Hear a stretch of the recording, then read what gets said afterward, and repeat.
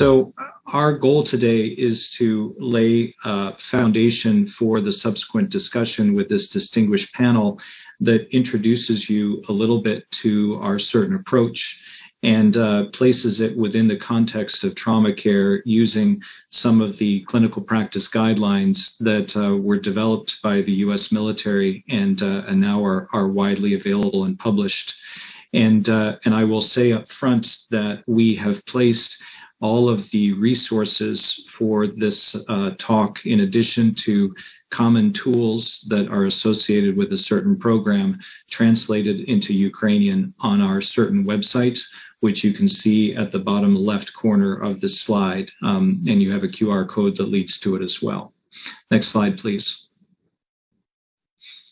So it takes a village to practice critical care, and certainly when it comes to spreading the word in terms of the certain program, it takes many, many people who are listed here. And I think in the interest of time, since many of them were just introduced, I will move on and just say thank you to the many, many people here who work extremely hard to spread the good word of certain every day.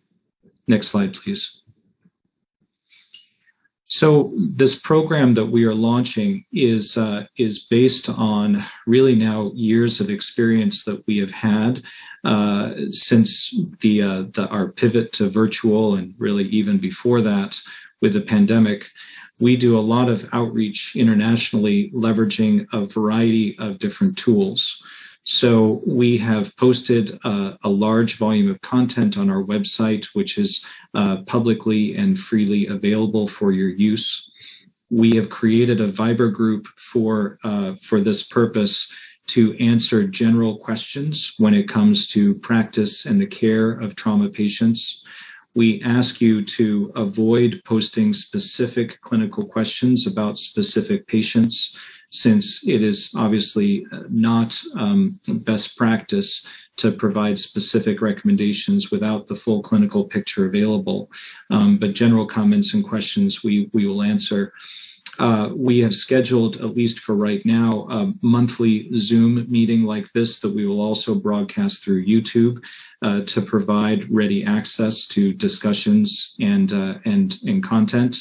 And then we will regularly poll you to ask which questions and topics are most important to you. And that is really this program in a nutshell. And so we have used this successfully in a variety of international settings, and especially during the COVID-19 pandemic in certain just-in-time settings. And so we hope that this will be helpful for this group as well. Next slide, please.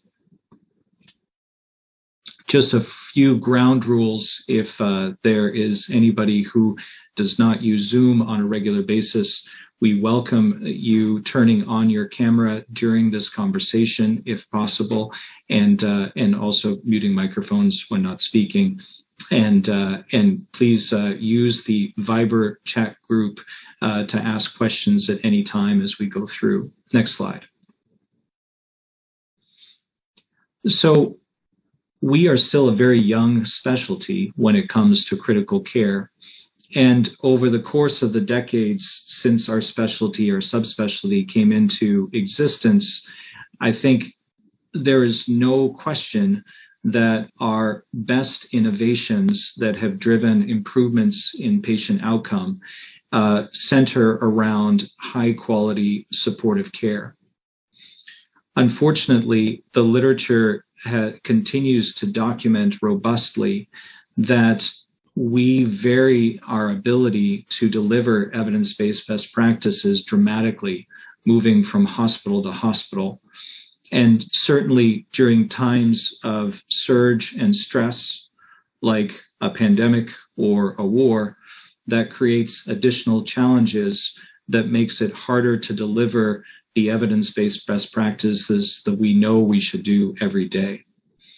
And so really the certain program came from an open recognition that a structured scientific approach to deliver the practices we know we should do consistently every day is a core and foundation to ensure the best possible patient outcomes. Next slide, please.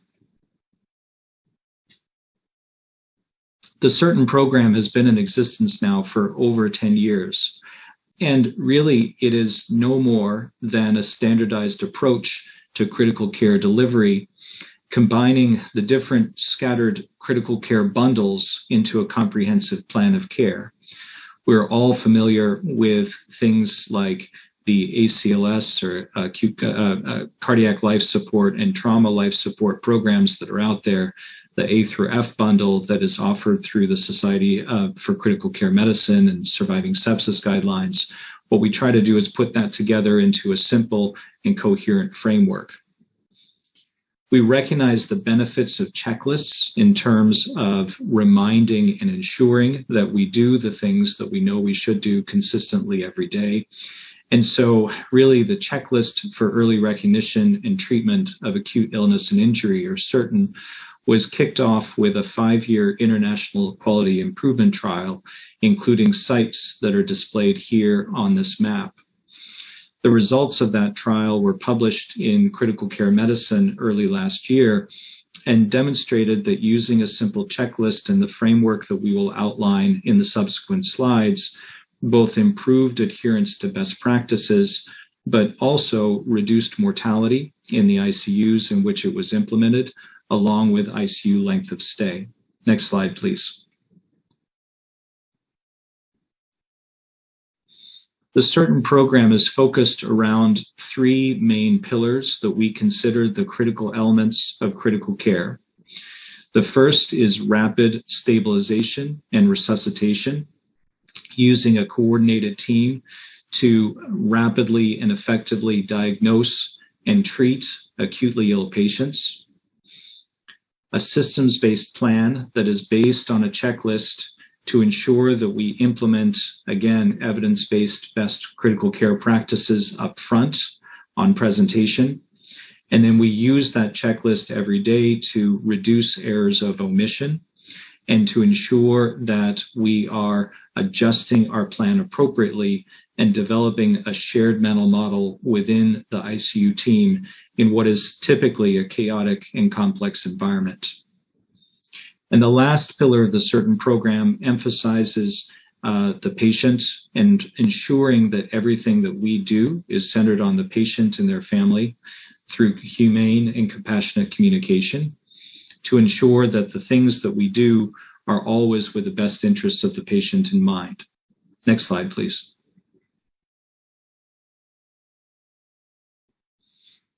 The CERTAIN program was really developed using many of the concepts that were first presented with advanced trauma life support. And so when it comes to trauma critical care, I think there are many parallels here that fit very nicely. So the first step that we talk about with the CERTAIN approach is a primary survey, where we rapidly perform an assessment and treat immediate threats to life using an approach that evaluates the airway, the breathing, the circulation, a rapid assessment of disability, expose the patient so that we understand the injuries that may be present, along with assessment for a possible acute abdomen, rash, and wounds. While we're collecting a focused history, predominantly looking at allergies, medications, and past history, we use ultrasound as a stethoscope to rapidly assess the heart, the lungs, and the abdomen, and add to that focused point of care testing that will allow us to make rapid decisions. Next slide. Step 2 is a simple system-based assessment and plan that, at least in the United States, we often do during our ICU rounds, that helps us to ensure that all the typical preventive interventions that we should consider in the ICU are implemented as part of the initial plan. And also it helps to remind us of important additional interventions such as palliative care consultation and physical therapy early in the hospitalization. And I think it's important to highlight that after initial and successful resuscitation, it is often very readily or very feasible to de-escalate certain therapies even on day 1. During daily rounds, we also use this checklist to help us to focus our treatment plan and, again, to reduce errors of omission. Probably the most common thing that I encounter using this checklist every day in practice is it helps remind me to remove tubes and lines when they are no longer available or when they're no longer needed. Next slide. Next slide. Step 3 is the differential diagnosis. And so in critical care, we often recognize common clinical syndromes. What we have developed, and is again available on the iCertain website, is a systematic and again checklist approach to identifying specific clinical syndromes based on symptoms like shortness of breath, and then that helps one with decision support to identify both immediate life-threatening and less common diagnoses with the common emergency actions associated with that. This helps us to make sure that we are consistently and completely considering the differential diagnoses for the problems that we face, regardless of how chaotic the clinical environment is, and helps to guide further emergent interventions, advanced diagnostics, and consults. Next slide, please. Finally, we always want to make sure that the environment that we work in is a human one. This is a quote that has been really one of the cornerstones of our program for some time, highlighting the fact that evolutionary, we are social beings. And when we develop a therapeutic relationship with our patients and a supportive relationship with our team members, this is really the best environment for us to deliver high quality critical care. And without that, the risks that we run are prolongation of treatment, potentially increased complications and mortality, and certainly risks of psychological effects and PTSD, both for our patients and ourselves. Next slide, please. So I'd like to put this framework into the context of a specific case that I took care of during my second deployment. This is just a picture of the mountains of Afghanistan. And so this was a 23-year-old soldier who was air evacuated to me with several gunshot wounds to the proximal femur and the calf. Next slide, please. The framework that we used to apply to the certain approach to customize it for this trauma discussion comes out of the Tactical Combat Casualty Care Manual, which is a set of clinical practice guidelines published by the Joint Trauma System. And I will just mention we have a link on the website to the TC3 manual here, which is translated into Ukrainian. And so I'm just going to march through the framework of TC3 blended with a certain approach that I've just outlined. Next slide, please. So the first step in trauma is always triage. And unfortunately, in wartime, we are often faced with a large number of casualties who present to our facility at once. And so one helpful concept that I learned during my early deployments was the importance of sorting patients by acuity. This is the triage system that we use in the military, and it was incredibly helpful for us to focus the most acutely ill in the areas where there were the most resources, typically in the emergency department and ICU, and for those who were less ill, who had injuries that were not immediately life-threatening, we would put them in the delayed category and send them to the wards. Individuals who had minimal injuries, who could often take care of themselves or others, we would put in our separate clinic area. And when the number of casualties is overwhelming and there are serious injuries that patients are unlikely to survive, we also often would include an expectant category where we would place those individuals in a separate area with an individual who could focus on their symptoms and managing their pain. It's important to highlight that whenever we triage patients into an expectant category, it is always important to return and re-triage those individuals after the initial press of the mass casualty event. Often these individuals the rush of triage will often open up opportunities to re-triage these people into different categories as time goes on. Next slide, please.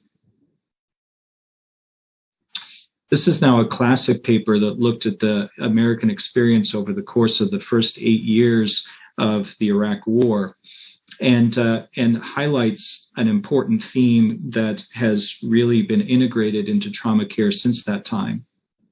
And really the cornerstone of this slide is to highlight the fact that massive hemorrhage and bleeding is the major early cause of death in trauma patients.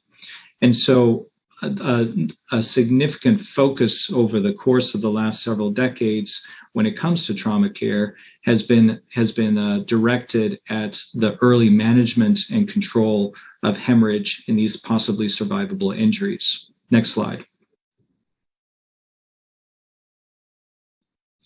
When we look at this same paper and the locations of injuries that resulted in deaths from hemorrhage, really, it broke down to almost half of these injuries occurring in the trunk, so either in the chest or the abdomen, a little bit under a quarter occurring at junctional areas, so the neck, the shoulder, or the groin, and then 31% occurring in the extremities. And so the principles that we've applied to that in terms of pre-hospital care has been controlling compressible injuries, traditionally of the extremities, with early application of tourniquets and dressings, both standard gauze and hemostatic dressings, to help control bleeding in these areas, in addition to a judicious resuscitation and pain control. And our focus, once patients arrive at the hospital, is primarily focused on the control of those non-compressible injuries, predominantly injuries of the trunk and junctional areas. And if there is a delay in transfer, as often happens on the battlefield, damage control resuscitation. Next slide.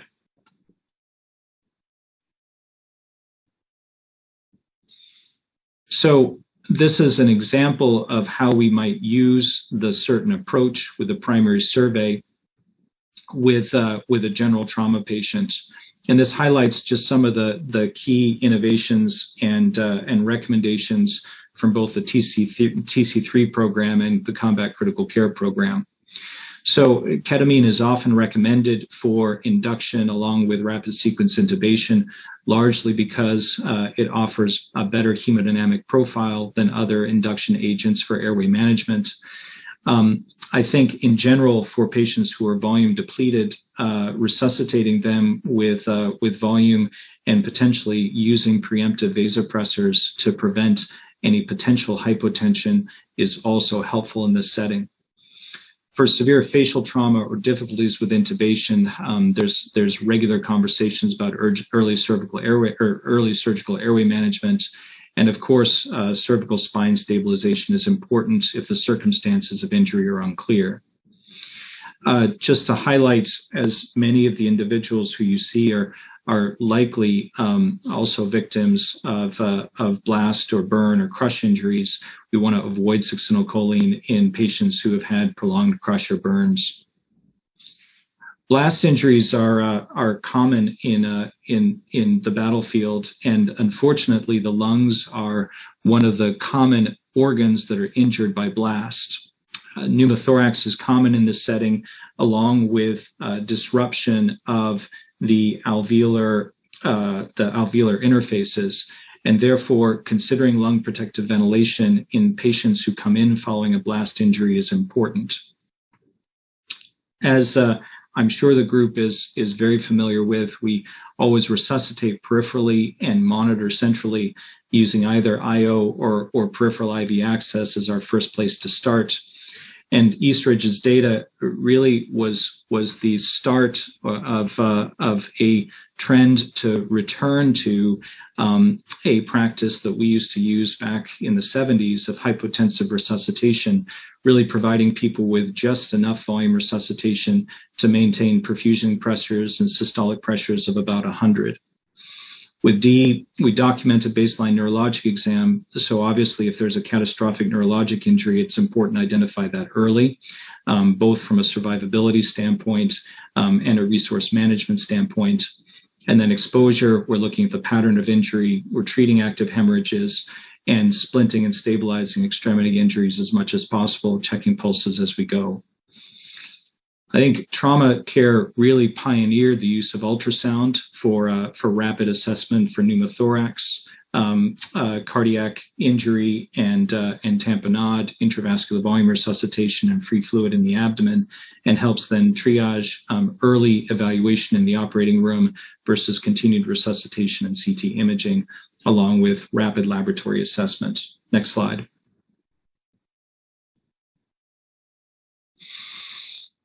These are the guidelines, again, that come out of the JTS standards in terms of things that should make us think about damage control resuscitation. So hypotension, tachycardia, we know that the hematocrit typically lags behind the clinical picture in trauma, especially in the setting of active bleeding, and a low pH. Something that as an individual who was mostly a medical intensivist did not think about until I first deployed was how important the injury pattern is. So we worry about more blood loss and greater risk of hemorrhage when there are multiple traumatic amputations or an above the knee amputation, recognizing the challenges of controlling proximal arterial bleeding in the thigh, and certainly if there's a chest or abdominal wound. A strongly positive FAST exam is another risk factor, along with coagulopathy on presentation with a significant base deficit. Next slide. Damage control resuscitation in this setting really includes 4 key pillars. So a recent revision to the damage control resuscitation guidelines by the JTS is the advocacy for the use of early calcium as part of initial resuscitation. And then really a concept that has been rediscovered over the course of the last 15 years is one of balanced transfusion, where we use a balanced mix of plasma, platelets, red cells, and cryoprecipitate if it is available in a 1-to-1-to-1 ratio. And I think this can be a little bit confusing depending on how your blood products are packaged. So for example, in our facility, we have an autologous quad pack of platelets. So we would typically give a platelet transfusion for every 4 units of FFP and 4 units of red cells in the setting. Now, in my prior deployments, platelets and cryoprecipitate were very hard to come by. And so there is this concept of the use of fresh whole blood, which I have the good Dr. Noel on the line here, and I think in the interest of time, I will just mention that concept, and perhaps we can get into that more during the discussion. It's incredibly important to avoid hypothermia, especially during large volume resuscitations. And so using a rapid infuser that has a built-in warmer to ensure that all fluids that are administered are warm is incredibly important. And tranexamic acid is something that has enjoyed something of a renaissance, although still remains controversial in some settings. Certainly we know based on the CRASH-2 data that using TXA within 3 hours of injury reduces the risk of early death from massive hemorrhage, but delaying the administration of that so if the first dose is given after 3 hours from the point of injury, there is no clear benefit and potentially an increased risk of complications. Next slide. So trauma is a surgical problem. And so although as an intensivist, I delight to talk about the importance of damage control resuscitation, controlling the surgical bleeding source is clearly more important than the things that I do with blood products and tubes and lines. The key for damage control surgery is that we want to correct the underlying physiology, not the anatomy first. So in my deployments, I used to walk into the operating room for a new trauma casualty and just look at the floor. And if the floor looked like the picture that we have on this slide, I knew that I had some work to do when the patient came out of the operating room. We can certainly operate on people for hours and correct every single last anatomic abnormality, but unless we correct the bleeding problems first for patients who are under-resuscitated, those patients are likely going to come out very sick and their mortality is going to be impacted. So damage control surgery really is just to contain the bleeding, stop the life-threatening injuries, and then let the patient be adequately resuscitated to reverse the coagulopathy and the hypothermia and the acidosis, with further work to reconnect the bowel, do finer surgical procedures and things along those lines once the patient has been fully resuscitated. Next slide.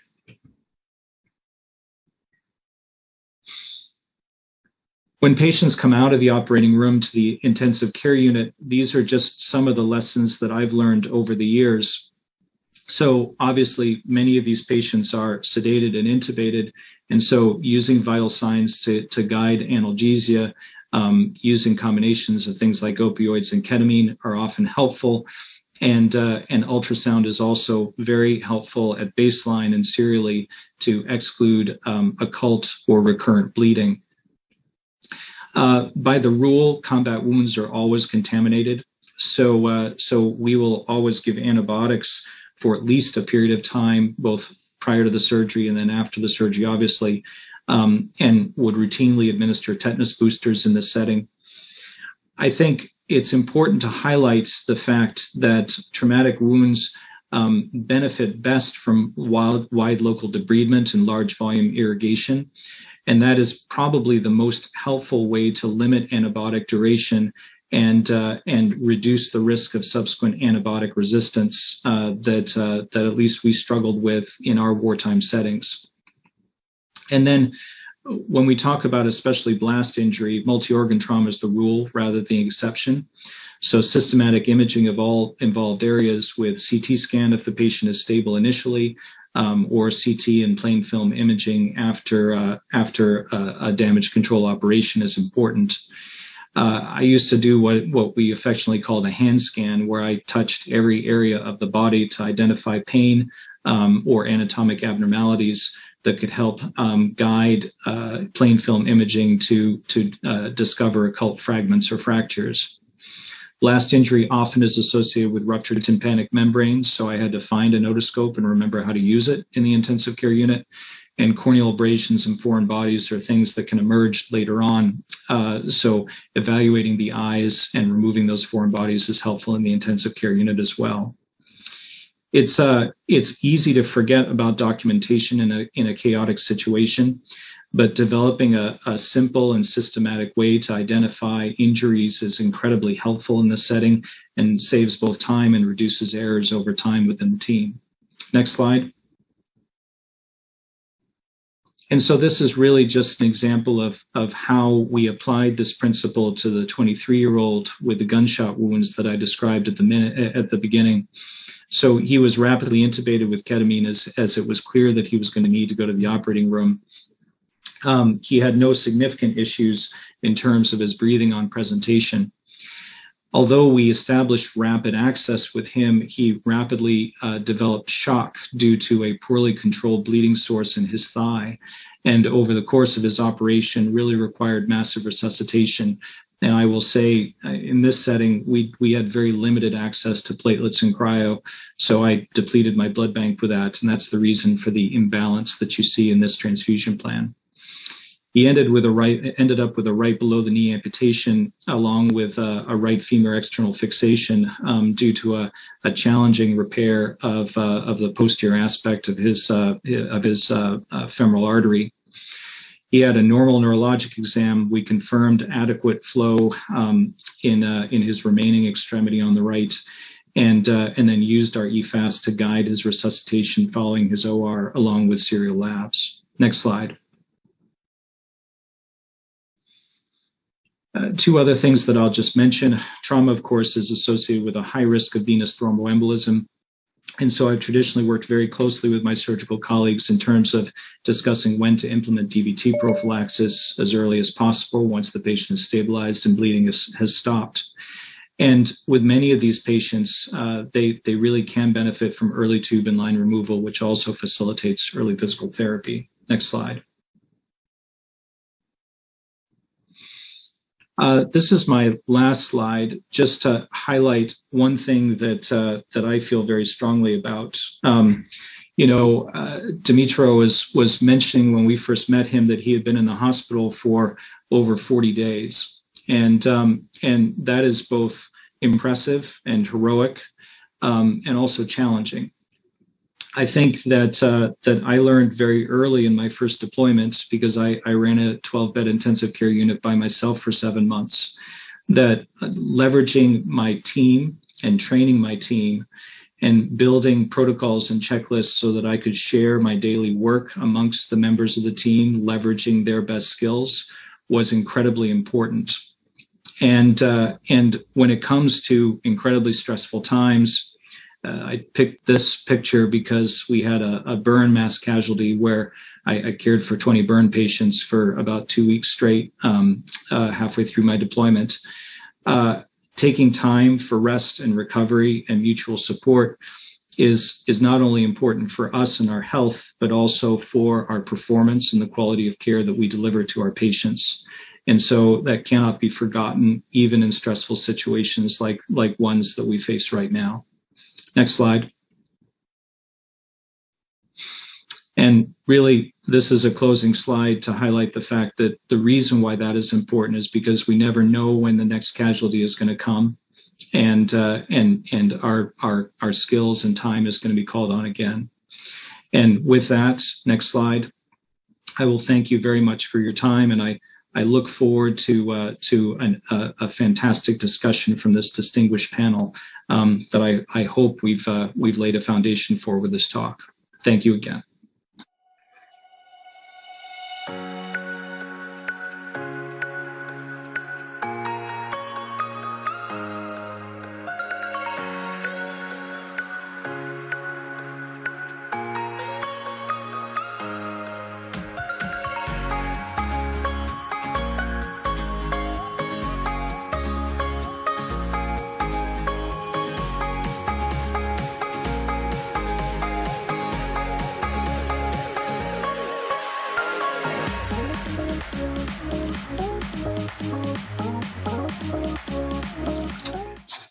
The topic for today is massive transfusions and trauma.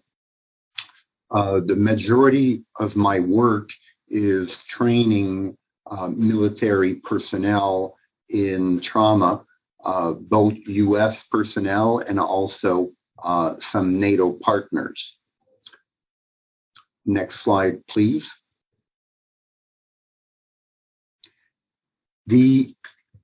When we look at massive transfusions, for years, the definition was 10 units of red cells in the first 24 hours.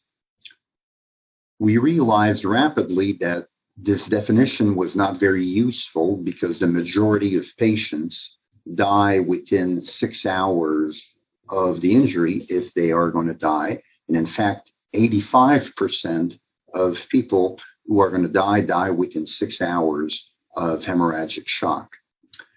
Because of this, what we have done is we used the definition of 4 units of red cells in 1 hour as one of the new definitions of massive transfusions.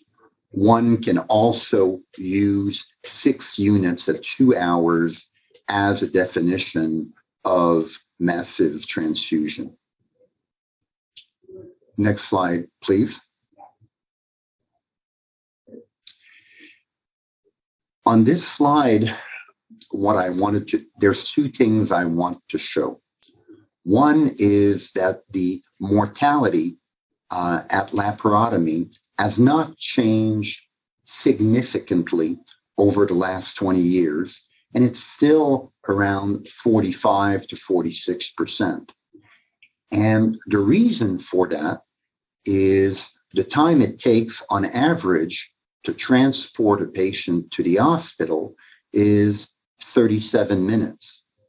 Then they get to the emergency room and they spend 24 minutes in the emergency room.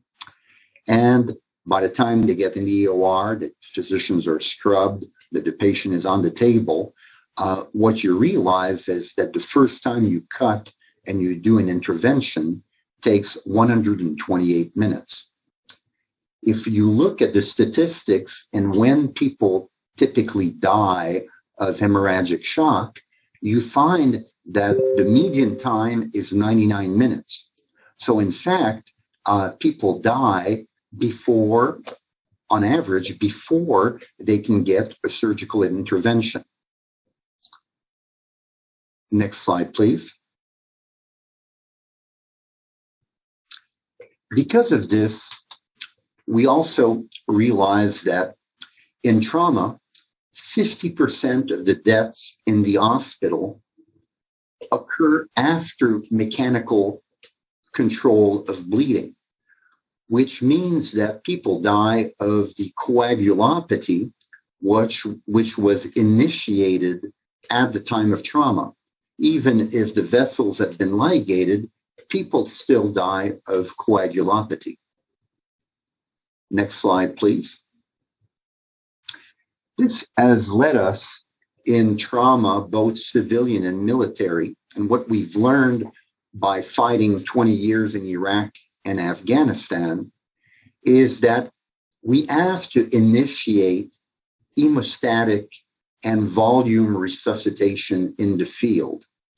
As you saw in the previous slide, if the median time of death is 99 minutes, and it takes on average 2 hours to start a surgical intervention, we need to start resuscitation very early on and preferably at the point of injury. Next slide, please. What are the predictors of massive transfusions? How do you know that your patient will require 4 units in the first hour? There are different factors which play a role. One is penetrating mechanism of injury.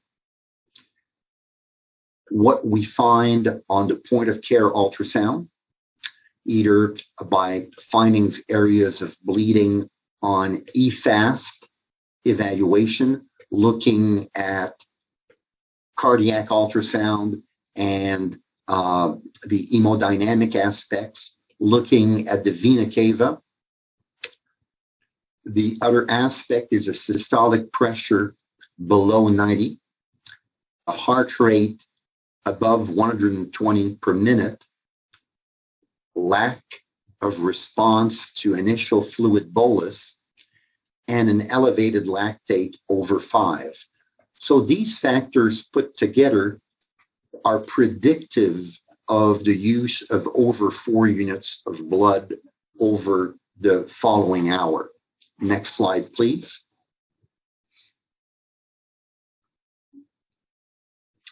There are 3 phases of trauma coagulopathy.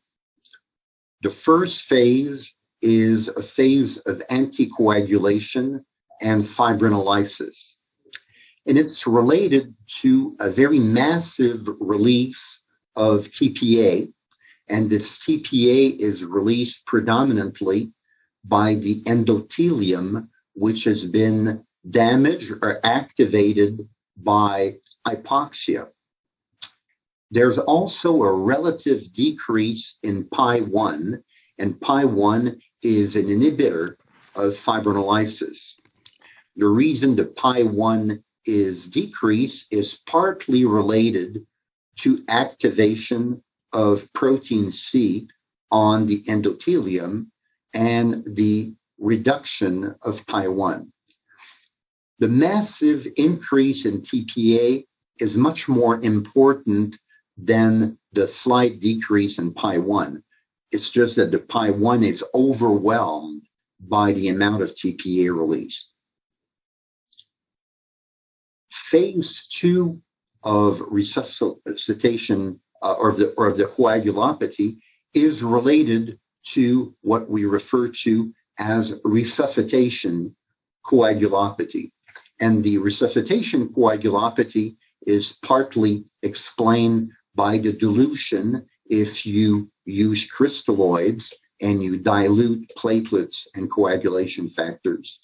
It also is partly explained by acidosis, by the decrease in calcium, and hypothermia.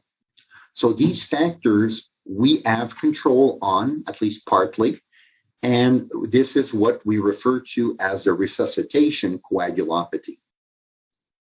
The third phase of the trauma coagulopathy is the procoagulable phase, and that tends to occur 24 hours after injury and is associated with thrombosis. The release of TPA typically peaks at 3 hours, and after 3 hours, the pi1 recovers, and after 3 hours, urokinase increases and peaks around 5 or 6 hours and then decreases at 8 hours. So the initial phase of anticoagulation and fibrinolysis is relatively short-lived, and it's replaced over time, over 24 hours, by this procoagulable phase. Next slide, please. The mechanism is, and it's a simplified mechanism here. When you have hemorrhagic shock, there is hypoperfusion. When there is hypoperfusion, there is damage to the endothelium. When there is damage to the endothelium, there is a release of TPA, like I previously described. There's decrease in factors 1, 5, 7, and 10, and there is protein C activation. The protein C activation will decrease the plasminogen activator inhibitor. The other thing that happens when you have hypoperfusion, as we all know, is metabolic acidosis. And the metabolic acidosis will decrease coagulation factor activity. In fact, when your pH drops from 7.4 to 7.2, you decrease your coagulation factor activity by approximately 50%. The second factor that I put in the bottom of the slide is platelet exhaustion.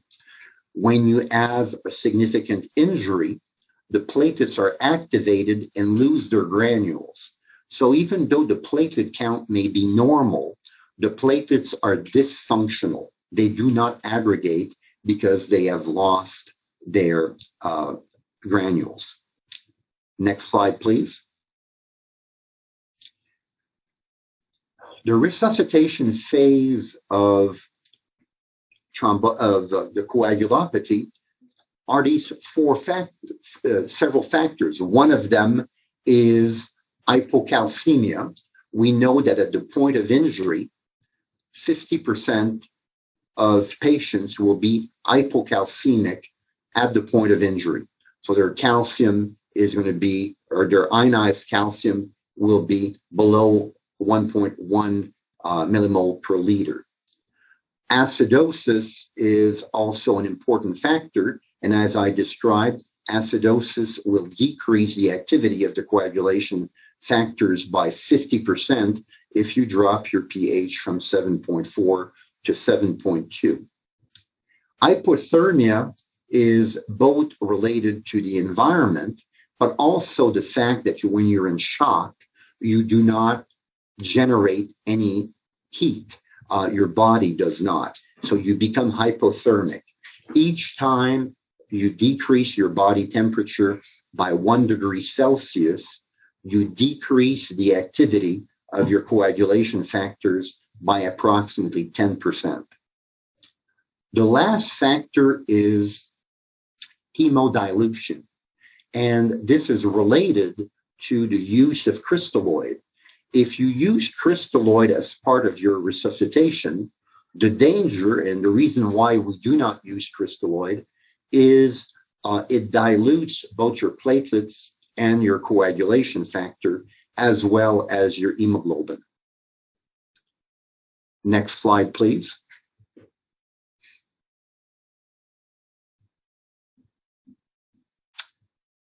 So what are our resuscitation goals? One is to have a systolic blood pressure of over 100 in the majority of trauma patients and 110 systolic for patients with traumatic brain injury. We try to have a mean arterial pressure of 65, and in patients with TBI with a GCS of less than 8, our MAP pressure goal is between 80 and 90. We're looking for a urine output of 0.5 to 1.5 milliliter per kilogram per hour, and we try to maintain an oxygen saturation over 90%. We keep patients' temperatures over 35 degrees Celsius and their O2 saturation over 90%. There is no evidence-based guideline on what the target hemoglobin should be. And the way I look at it, having practiced in war zones for a few decades, is it depends very much on the patient. So for example, if it takes a short amount of time to get to a surgical facility, it's easier to keep the hemoglobin around 7. If there is total control of the bleeding and it's external bleeding, again, it's fine to keep the hemoglobin around 7. But if the evacuation time is prolonged, if there is evidence of traumatic brain injury, if the bleeding is not controlled at the point of injury, then we tend to keep the hemoglobin around 10 in order to provide us a little bit more flexibility during transport and ensure that the patient does not become severely anemic, especially if there is traumatic brain injury. We're also hopeful of seeing a 10% decrease per hour in serum lactate as evidence that we have restored perfusion. And in practice, what we tend to do, the lactate has a half-life of about 20 minutes and is metabolized in the liver. So what we tend to do is we measure lactate every 2 hours. Measuring lactate every 10 or 15 minutes is not very useful. Next slide, please.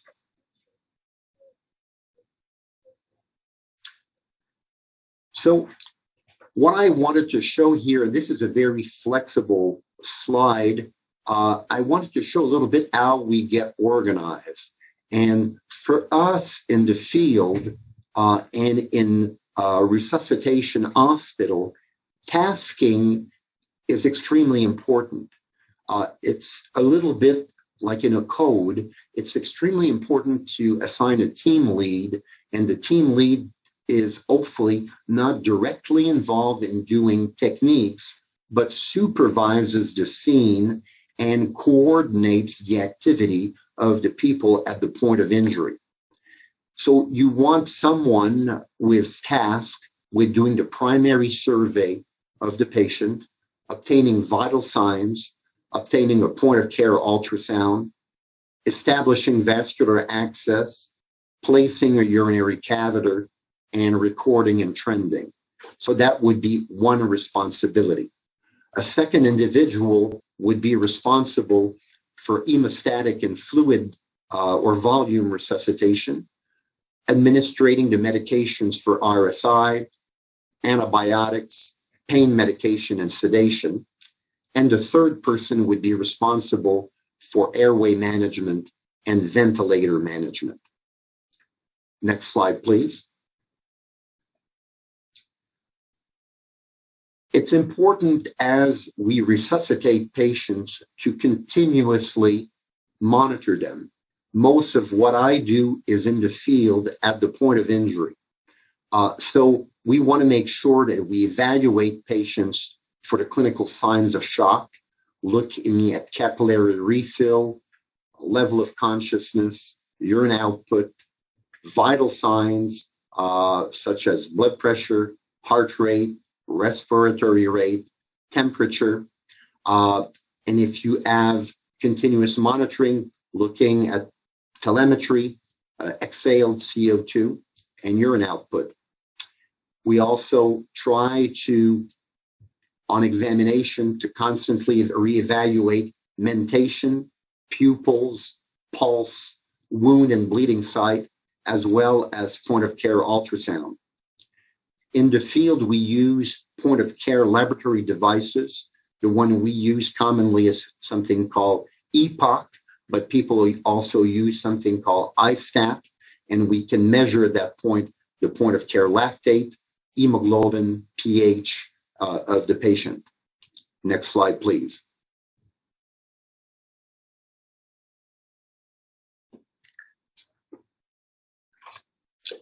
So what we do in parallel in the field is we do the primary survey, look at signs, the vital signs, O2 saturation.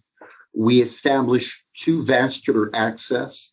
Frequently, we do this with intraosseous vascular access. The first intervention we do is we use tranexamic acid or TXA, and we give that with a 2-gram IV push. The side effect of the TXA can be when you push it, some patients become a little bit more hypotensive, but in the majority of cases, the IV push is well tolerated. The reason we use the TXA in this setting is 20% of patients with hemorrhagic shock have evidence of hyperfibrinolysis. We then use calcium chloride 1 gram over 5 minutes, and we do that either through an IO or intraosseous device or a central line. Some patients have difficulty tolerating a push over 5 minutes. Typically, in a non-emergency setting, the dose of calcium chloride is given at 100 milligram per minute. Here, in an emergency situation, we give it at 200 milligrams per minute, and sometimes even a little bit faster. The side effects of this are occasionally bradycardia, flushing, nausea, vomiting, and arrhythmia. We also use freeze-dried plasma, and freeze-dried plasma is obtained by the French provider, so the French produce freeze-dried plasma. The German also produce freeze-dried plasma, and we use freeze-dried plasma because it comes in a powder form and it does not need to be unthawed, and it's readily available in the field. The reason we use it is sometimes we use blood coming from team members which have been pre-screened, and it takes 10 to 12 minutes to obtain blood from team members. So we use freeze-dried plasma during that period of time. If we have access to Group O low titer cold stored whole blood, we use this and sometimes bypass the freeze-dried plasma in order to use the Group O low titer cold store whole blood. For us, the Group O low titer cold store whole blood is the easiest solution. We don't have to do it's a universal donor. The fact that it's low titer means that the anti-A and anti-B are below 256, so the risk of hemolysis is less. And this is our preferred blood product because it's a universal donor. It also provides us with platelet activity, and the platelets in cold stored whole blood remain active for 14 days after collection. We then monitor response as far as level of consciousness, vital signs, O2 saturation, and we give calcium chloride 1 gram over 5 minutes every 4 units of whole blood to prevent hypocalcemia. And then we monitor the ionized calcium by point of care devices. If we do not have a central access or an IO, we use calcium gluconate 2 grams instead of the calcium chloride. The calcium gluconate is less irritating to the vein and is also associated with less flushing, nausea, vomiting. But it contains less elemental calcium than the calcium chloride. In parallel with this, we use a mnemonic called MARCH in our treatment of the global patient. And MARCH means, the M in MARCH means massive hemorrhage. So our first goal in the resuscitation of patients, as we use the hemostatic and volume resuscitation in parallel, is we control compressible bleeding. We do airway management. Sometimes as we do the airway management and we give RSI, we need to use a pressor in order to prevent significant hypotension. So sometimes we push a pressor during RSI to prevent that. We use, for respiration, we use occlusive dressings for any penetrating wound over the umbilicus. And then we evaluate need for ventilation. For pain control, we typically use ketamine. And our goals for head injury is to maintain the O2 saturation over 90% and the systolic blood pressure over 110. And we try to minimize hypothermia by the use of chemical blankets. Next slide, please. So if we go back to the different strategies we use from a transfusion standpoint, the first thing we use, as I mentioned in our algorithm, is tranexamic acid. And tranexamic acid is a drug that we use intravenously. It's a synthetic derivative of lysine and has a very strong affinity for the binding site of lysines on plasminogen, and it blocks these sites and prevents activated plasminogen binding on the fibrin surface. Hence, it blocks the process of fibrinolysis. Tranexamic acid is very useful if it is administered early. The earlier it's administered, the better. We find that if you administer the tranexamic acid within 1 hour, the results are improved. It should not be administered after 3 hours, because it increases the complication rates. Reason for that is after 3 hours, we are post the TPA peak, and the patient starts slowly to become hypercoagulable. So if you give tranexamic acid after 3 hours, there are more thrombotic complications. The dose we use is 2 grams IV. When we use a dose of 1 gram, we know it's only effective in 80% of patients. So 80% of patients reach a blood level which is adequate. And because it's only 80%, we increased our push dose to 2 grams. What we find, especially in people who have TBI, is that the tranexamic acid is associated with a 5% risk of seizures, and it's also associated with a thrombotic risk. Next slide, please. The low titer cold stored whole blood is what we use predominantly in the field. The reason is it's a universal donor.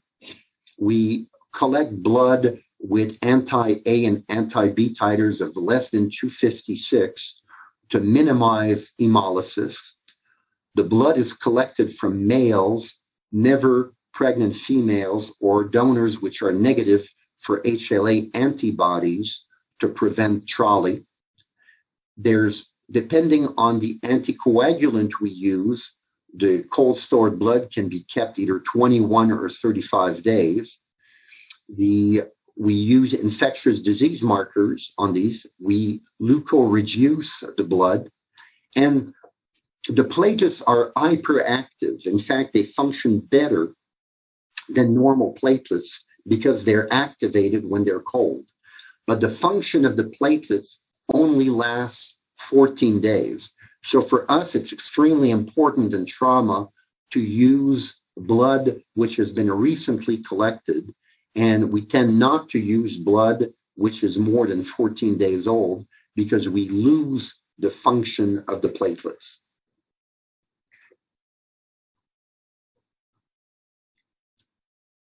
Next slide, please.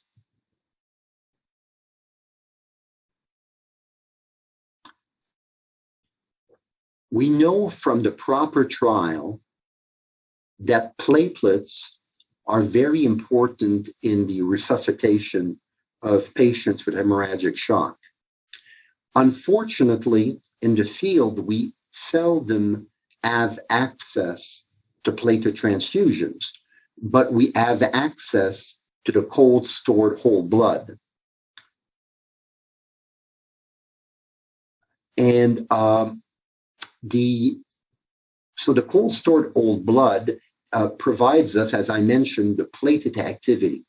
And what we do is in the military is we have blood banks which are most frequently in the area of combat, and we collect blood from a large number of military personnel.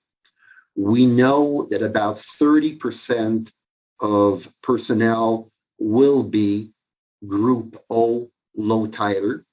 And so we collect and store this blood in order to be used by the units. So for example, in a situation such as what we see in Ukraine, this blood could be stored in Kiev and distributed in a short amount of time in different centers and distributed cold.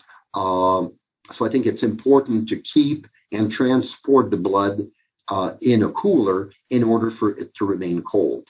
Next slide, please.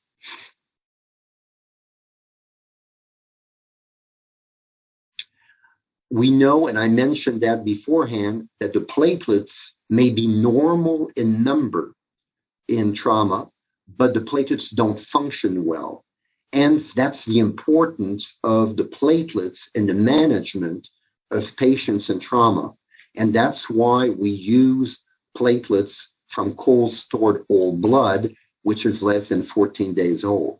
We also find that platelets from female donors work better, and it's probably related to using platelets which are been exposed to estrogen. Estrogen tends to increase platelet function. Next slide, please.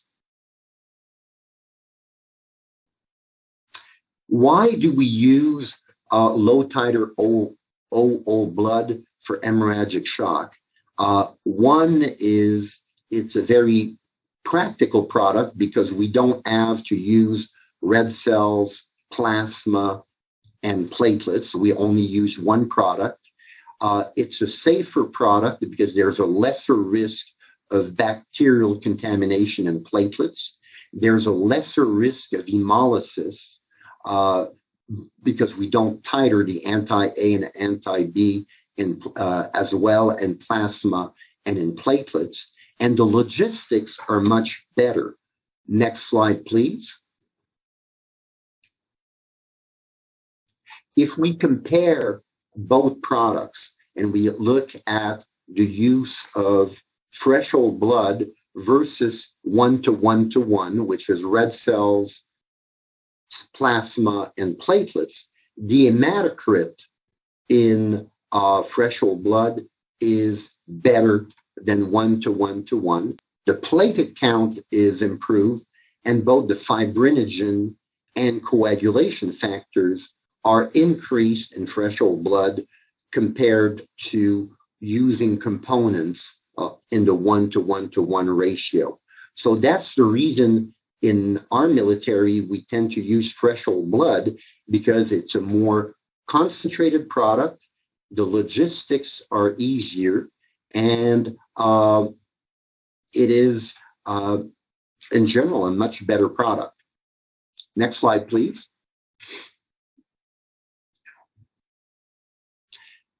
I mentioned previously the availability of Group O blood is approximately 30% of donors who are Group O, low titer of anti-A, anti-B. And for trauma, we tend to use predominantly this Group O blood, which is not necessarily Rh positive or Rh negative. The reason is if we try to use O low titer Rh negative, there's only 5% of donors which are low titer and are Rh negative. So we will, next slide please, and I'll explain a little bit more. So one of the dilemmas is the use of Rh positive products and in women of childbearing age. So we know that if a woman receives Rh positive product, there is the risk of alloimmunization. The calculated risk of hemolytic disease of the fetus in newborn is between 0.3% to 7%. The calculated risk of hemolytic disease of the newborn are much lower than the mortality related to pre-hospital transfusion during trauma resuscitation. So it's better to keep someone alive with blood products in the field than to worry too much about hemolytic disease of the newborn. Obviously, if Rh negative products are available, that's what we use. But because Rh negative O low titer products are so rare, only 5% of donors, we tend to have difficulty in a war zone of providing adequate numbers of Rh negative products. So what we say is that a life-saving Rh positive product should not be denied to any patient of any age or sex if Rh negative products are not available. Next slide, please.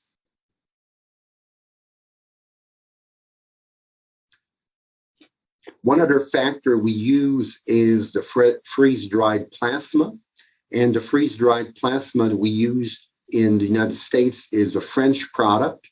It is at 1/3 the volume of fresh frozen plasma. Each unit contains 400 milligrams of fibrinogen as well as all other coagulation factors. It's an AB product, so it's a universal donor, pooled from 5 to 10 donors.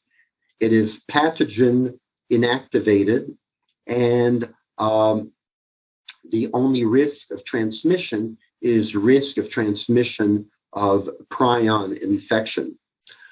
It's reconstituted in 6 minutes. It comes in a plastic bottle, and the shelf life is 3 years. Next slide, please.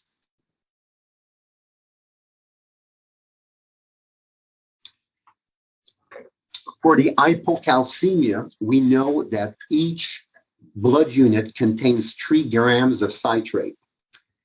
The healthy liver metabolizes citrate, 3 grams of citrate, in about 5 minutes.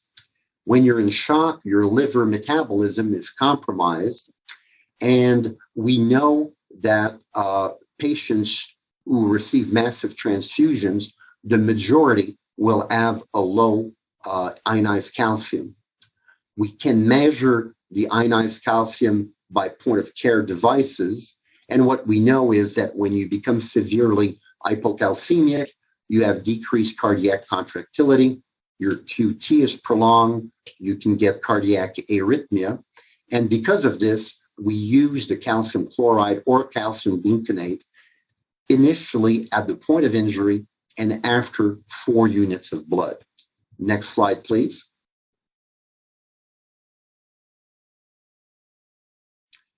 This explains a little bit what I just mentioned, that we use either calcium chloride or calcium gluconate.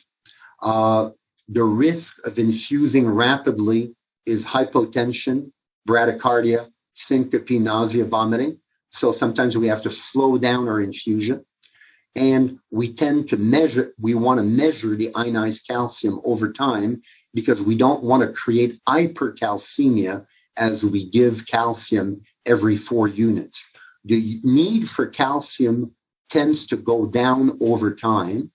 And also when you use fresh whole blood, the amount of citrate in fresh whole blood is about 50% less than in component 1-to-1-to-1 transfusion. The ratio of 1 calcium every 4 units was initially developed for components, not for fresh whole blood. So that's why it is possible that we may be able with fresh whole blood to use calcium less frequently than every 4 units. And that's why we try to measure our ionized calcium as we transfuse patients to make sure we're not giving too much calcium. Next slide, please.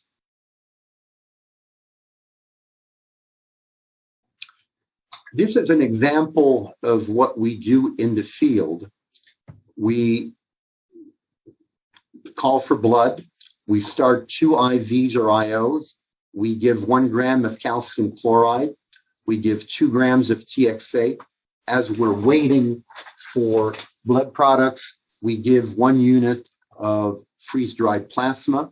We then go and give 4 units of fresh whole blood while reassessing the patient.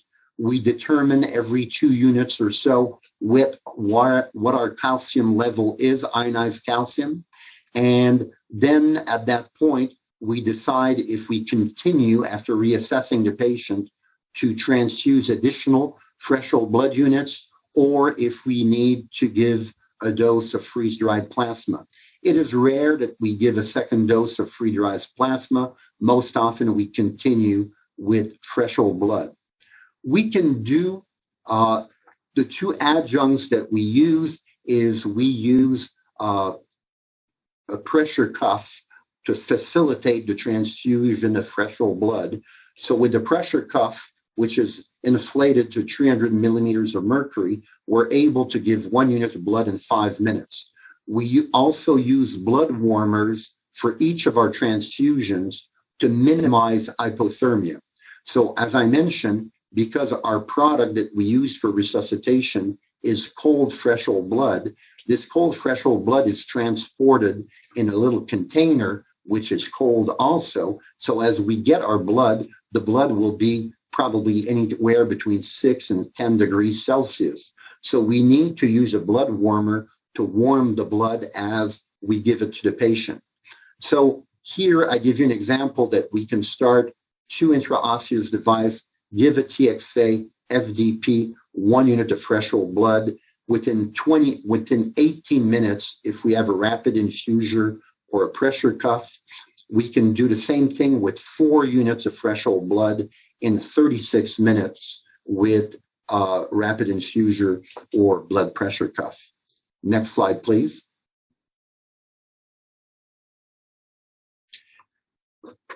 Our experience in the United States in trauma with prothrombin complex concentrate has been adequate, but we have not found any proof that prothrombin complex concentrate adds any benefit at this point in time in the resuscitation of patients. Because of this, we do not use prothrombin complex concentrate in the military for the resuscitation of patients. Next slide, please. Same thing holds true for fibrinogen concentrates. Fibrinogen concentrate use is very popular in Europe. What we do in trauma, as I mentioned, we use the freeze-dried plasma if we want to replace fibrinogen, and there is a significant amount of fibrinogen also in each unit of cold, fresh, whole blood we give.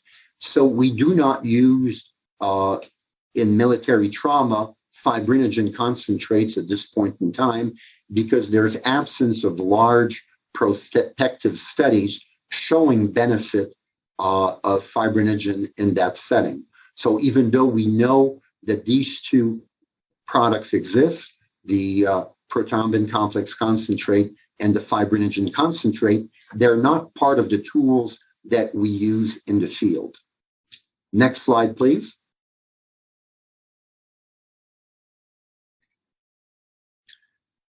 What about vasopressors in hemorrhagic shock? I mentioned early that sometimes we use push-dose vasopressor during RSI in patients which are intubated. But apart from that, what we know is that patients in severe hemorrhagic shock tend to have arginine vasopressin deficiency. There was a large trial called the AVERT shock trial looking at the role of vasopressin in patients who've received 6 or more blood products within 12 hours. And this trial showed that vasopressin was useful. Now, we use vasopressin late in the course of resuscitation. So we don't use vasopressin or norepinephrine in patients until we have replaced the volume. So we start with the transfusions and we manage patients aggressively with transfusions. And after several hours, if we see that the patient is still hypotensive, because when you have severe trauma, the first phase of trauma is an hyperadrenergic phase where frequently your levels of catecholamines are high, and that's followed by a phase, what we call a vasodilation phase. So we tend to reserve the vasopressin and other pressors for this vasodilation phase, which tends to occur after 6 to 10 hours within the resuscitation. So we don't use vasopressors early in the resuscitation of shock. Next slide, please.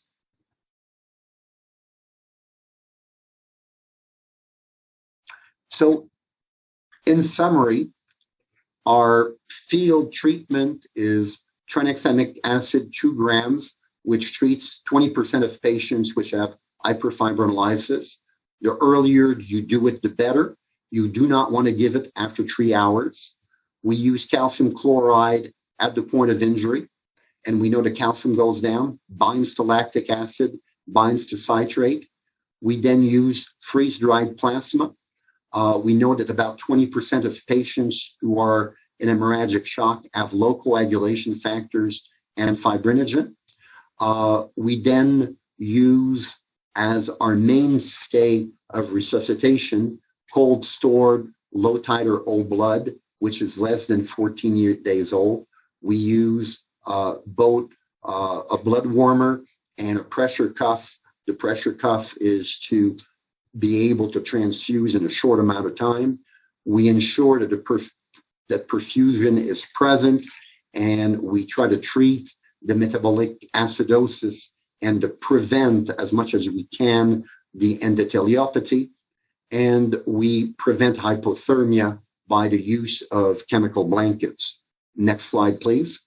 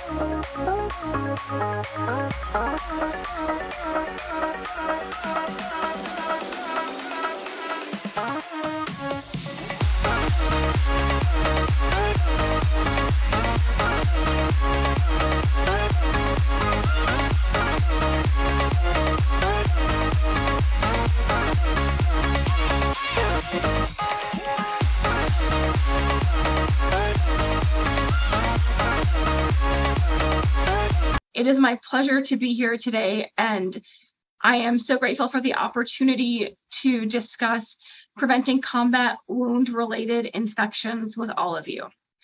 Thank you for the kind introduction.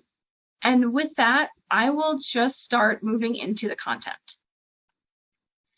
First, I do want to disclose that I am not a military personnel. I am from a military family, but I have never served. I do have expertise in infectious diseases and in critical care medicine, and I have spent a lot of time reviewing the guidelines and literature to help provide the best evidence-based information I can in our short time together. I have no other pertinent disclosures to share with you today. So our objectives today are to provide a brief review of the epidemiology of combat wound-related infections, because that does help us understand why there are certain guidelines for certain types of treatment. Second, to discuss key aspects of infection control as recommended in war or combat-related zones. And finally, to understand the immediate care of wounds at point of injury or Role 1 treatment facilities because what happens early on makes a significant difference to what happens as our patients who are wounded transfer from the field up towards higher level care for definitive treatment. So first, starting with the epidemiology of combat wound infections. A critical piece to understand is that medical management and critical care management and surgical management have advanced substantially, as has the understanding of how to optimally care for those wounded in combat.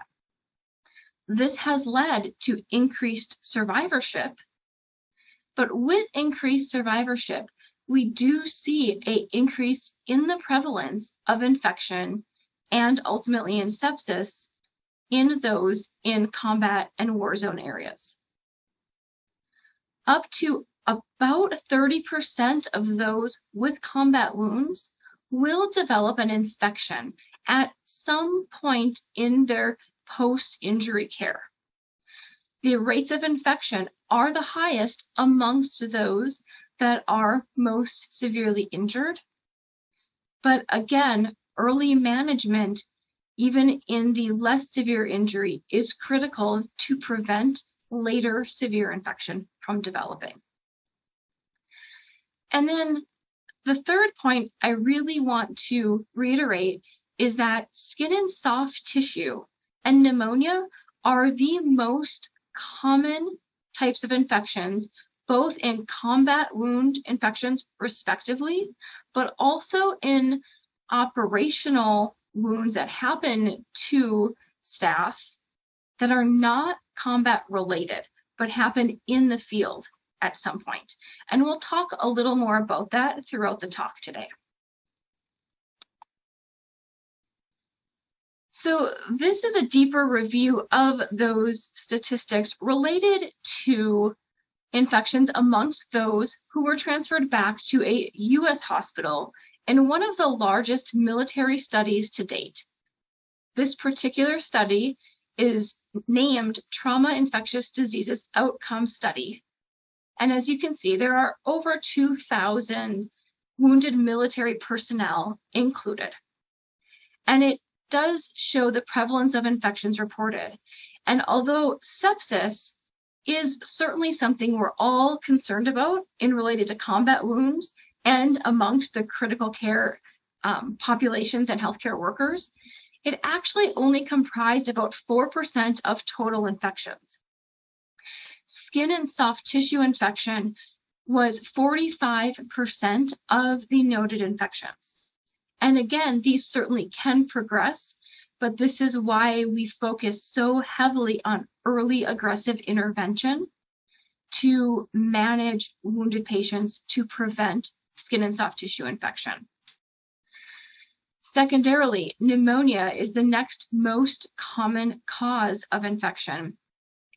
And if we manage our patients and try to prevent these two infections to the best of our ability, both with early wound care and also just good infection control practices and management of airway and aspiration risk, we can work to prevent further evolution to sepsis as these patients are transferred from the point of injury to the rising levels of medical facility roles that happen in transition to ultimate definitive care at a medical facility.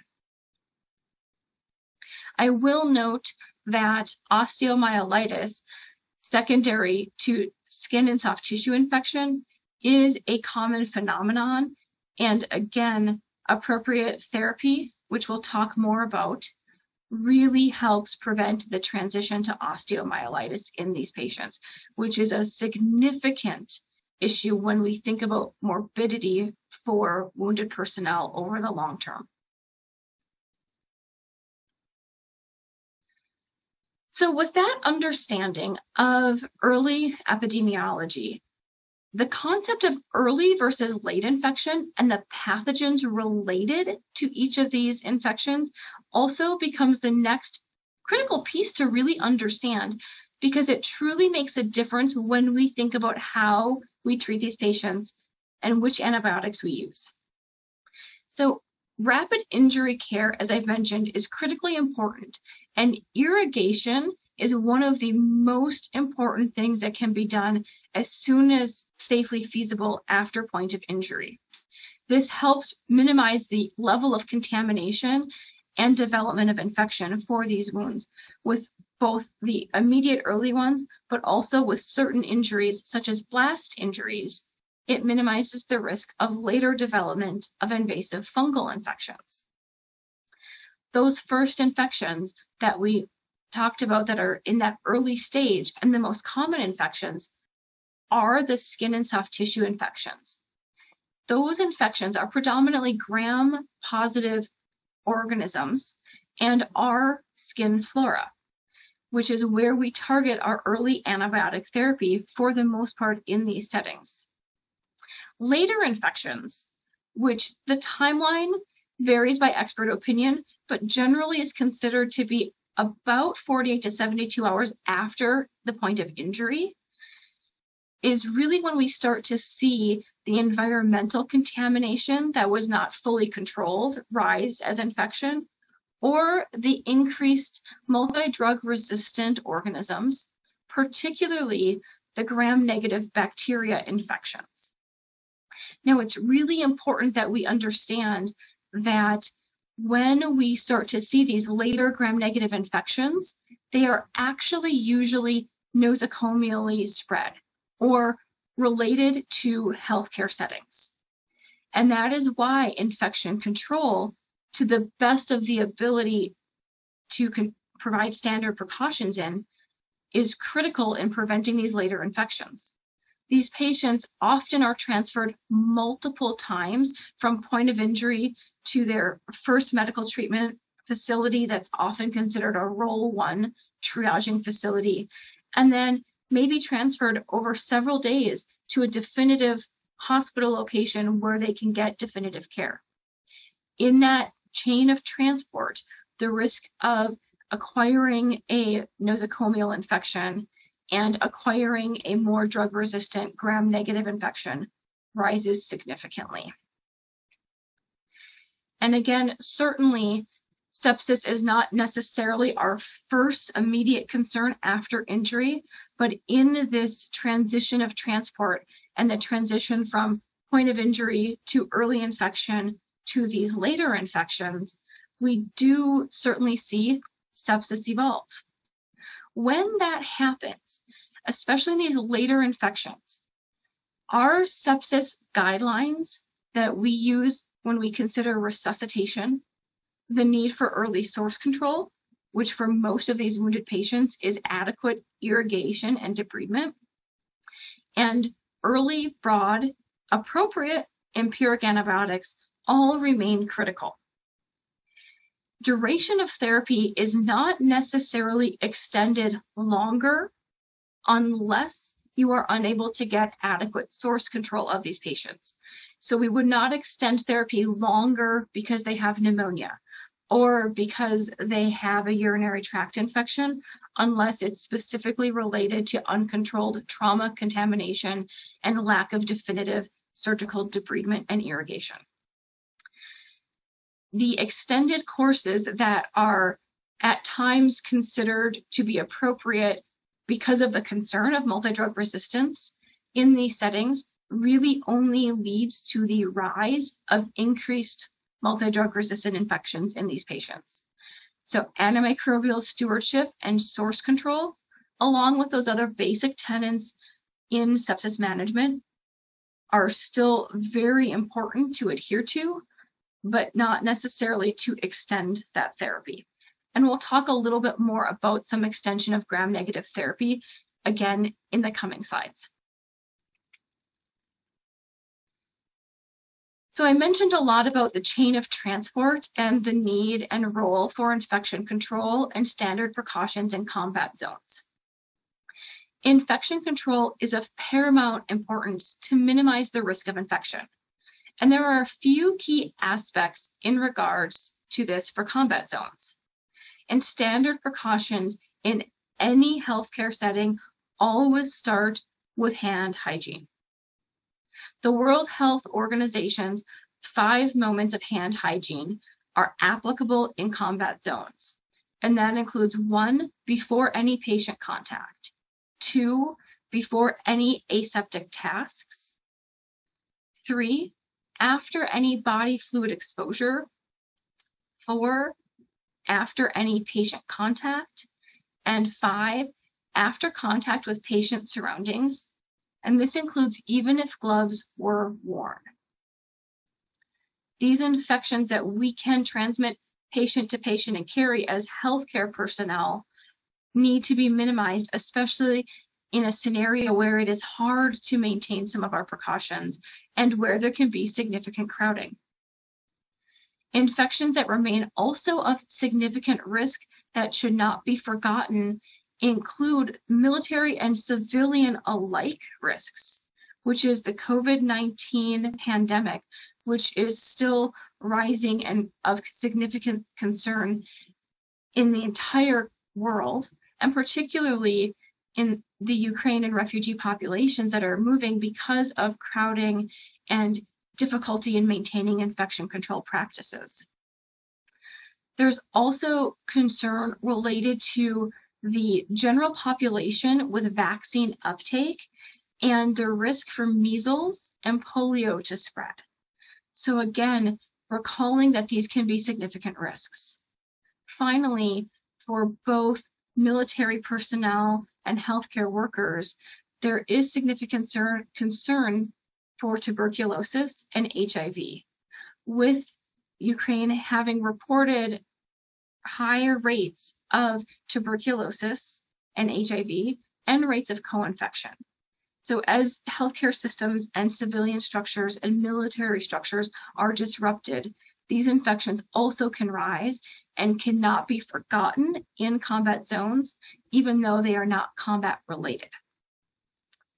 Second, we think about transmission-based precautions, and this is relevant for those infections such as COVID-19 and tuberculosis, but also specifically related to cohorting patients to try and prevent that transition of early to late infection with nosocomial infections.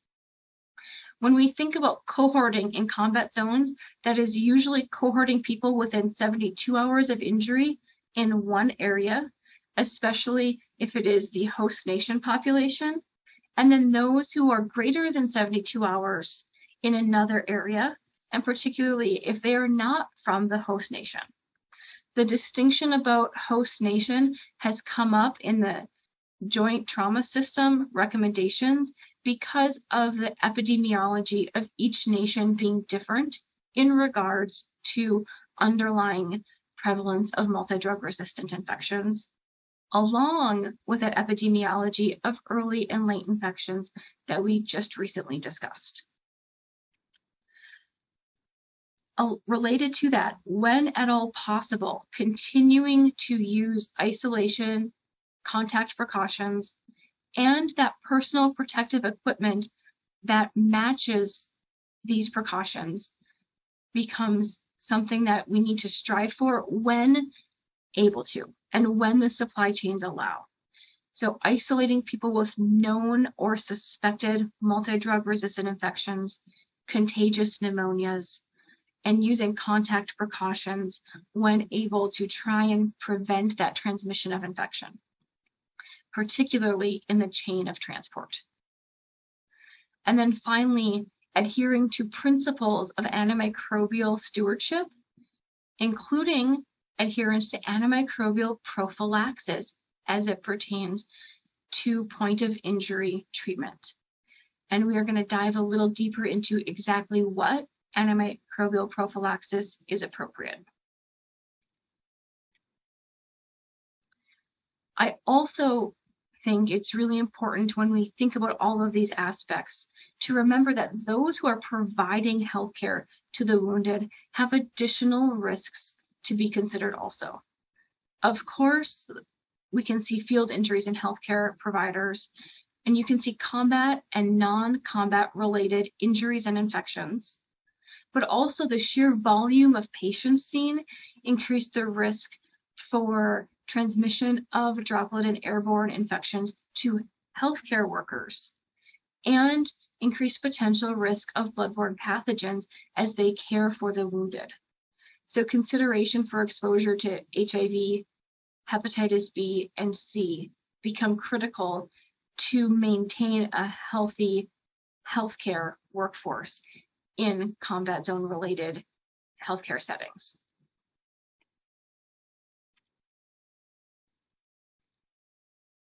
With these injuries, as we think about some of these preventable infections prior to the injury itself, we can consider how vaccines play into this. So vaccination rates may vary, and combat injuries or injuries in which more than one person are impacted, particularly those with close contact and heavy bleeding, or an injury where a projectile has passed from one person through and hits a second, there may be additional risks.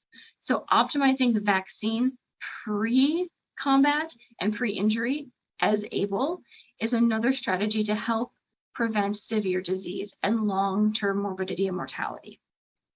Some considerations include tetanus vaccination, particularly in those who have not had a vaccine within the last 5 years, and post-injury assessing vaccine rates to determine if vaccine and/or immunoglobulin should be given. Remembering that those who have a splenectomy pre-injury or a traumatic splenectomy really should have splenectomy vaccine series, and ideally within 14 days of a sustained injury, or if possible, pre-combat if known to have a splenectomy and they've not been vaccinated. And then considering hepatitis B vaccination and immunoglobulin, particularly for those highly blood-borne exposures with projectiles or injuries.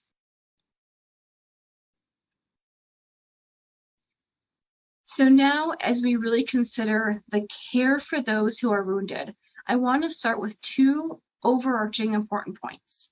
First, as I've tried to relate in this presentation already, early appropriate care can prevent wound infections, it can prevent early sepsis, and longer-term morbidity and mortality. Transport time is, from the point of injury, is a very critical piece in determining when to give antibiotics. Delayed transport is considered to be any time in which you have at least 3 hours or more before the patient will be able to be cared for at a higher level of medical care. And understanding what transport time any given patient may have from their point of injury will change your management specifically related to antibiotics. So what are those strategies and how does that come together? First, immediately post-injury, we need to stabilize the patients, including any fractures, and use sterile bandages as able as we start to work towards caring for this patient. Second, that transport time needs to be assessed as quickly as possible because we want to move to irrigation and antibiotics as quickly as possible. And ultimately, ideally, definitive irrigation and debridement as soon as possible. Early irrigation can reduce bioburden of contaminated wounds by up to 70%. So the first skilled person who can provide appropriate irrigation should do so, and debridement and formal irrigation can happen at the next skilled personnel facility as able. Antibiotics. If you cannot confidently transport the patient within 3 hours to a higher level of care, then point of injury antibiotics should be given.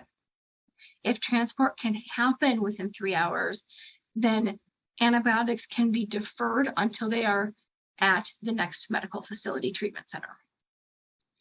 So what does that mean? So we'll start with the irrigation first. As I mentioned, Ideally, we want to see early irrigation and debridement as the first critical line of defense to prevent infection. Irrigation is superior to systemic antibiotic prophylaxis. Irrigation and systemic antibiotic prophylaxis, when done together, synergistically decrease rates of infection in combat wounds. Irrigation, when done early without debridement, can be done with sterile isotonic solutions or, if needed, potable water. And this is done with several liters in low pressure bulb syringes or even by gravity.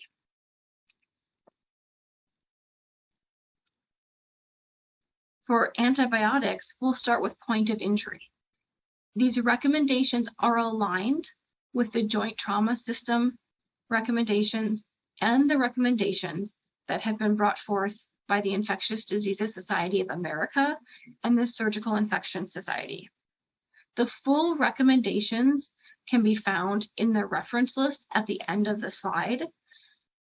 And I do want to reiterate that point of injury antibiotics are chosen because of both the appropriate antibiotic coverage, but also critically the stability of that antibiotic for use and storage in combat zones.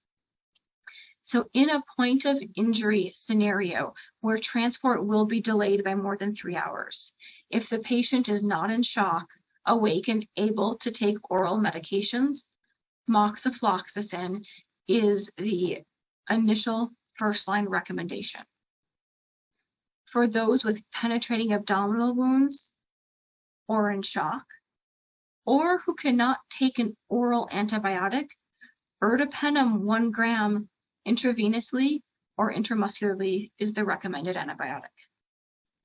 Now, I recognize that not all of these antibiotics may be readily available, if at all available. Alternatives, if available, that are recommended by guidelines are levofloxacin or cefotetan, both related to ability to take oral, not in shock, or penetrating injuries in shock, or unable to take PO, as noted here. There may be times where these antibiotics are not available, and doing the best to choose something that is highly bioavailable and can cover skin flora and or anaerobes for those penetrating injuries or those in shock is the next best choices that we can try to make with what's available based on supply chain. If you have a transport that can happen within 3 hours to skilled medical care, you would not use that point of care antibiotic necessarily, and you would wait for them to arrive at skilled medical care. The recommendations really have a backbone of the use of cefazolin IV 2 grams every 6 to 8 hours for all injuries but eye or burn.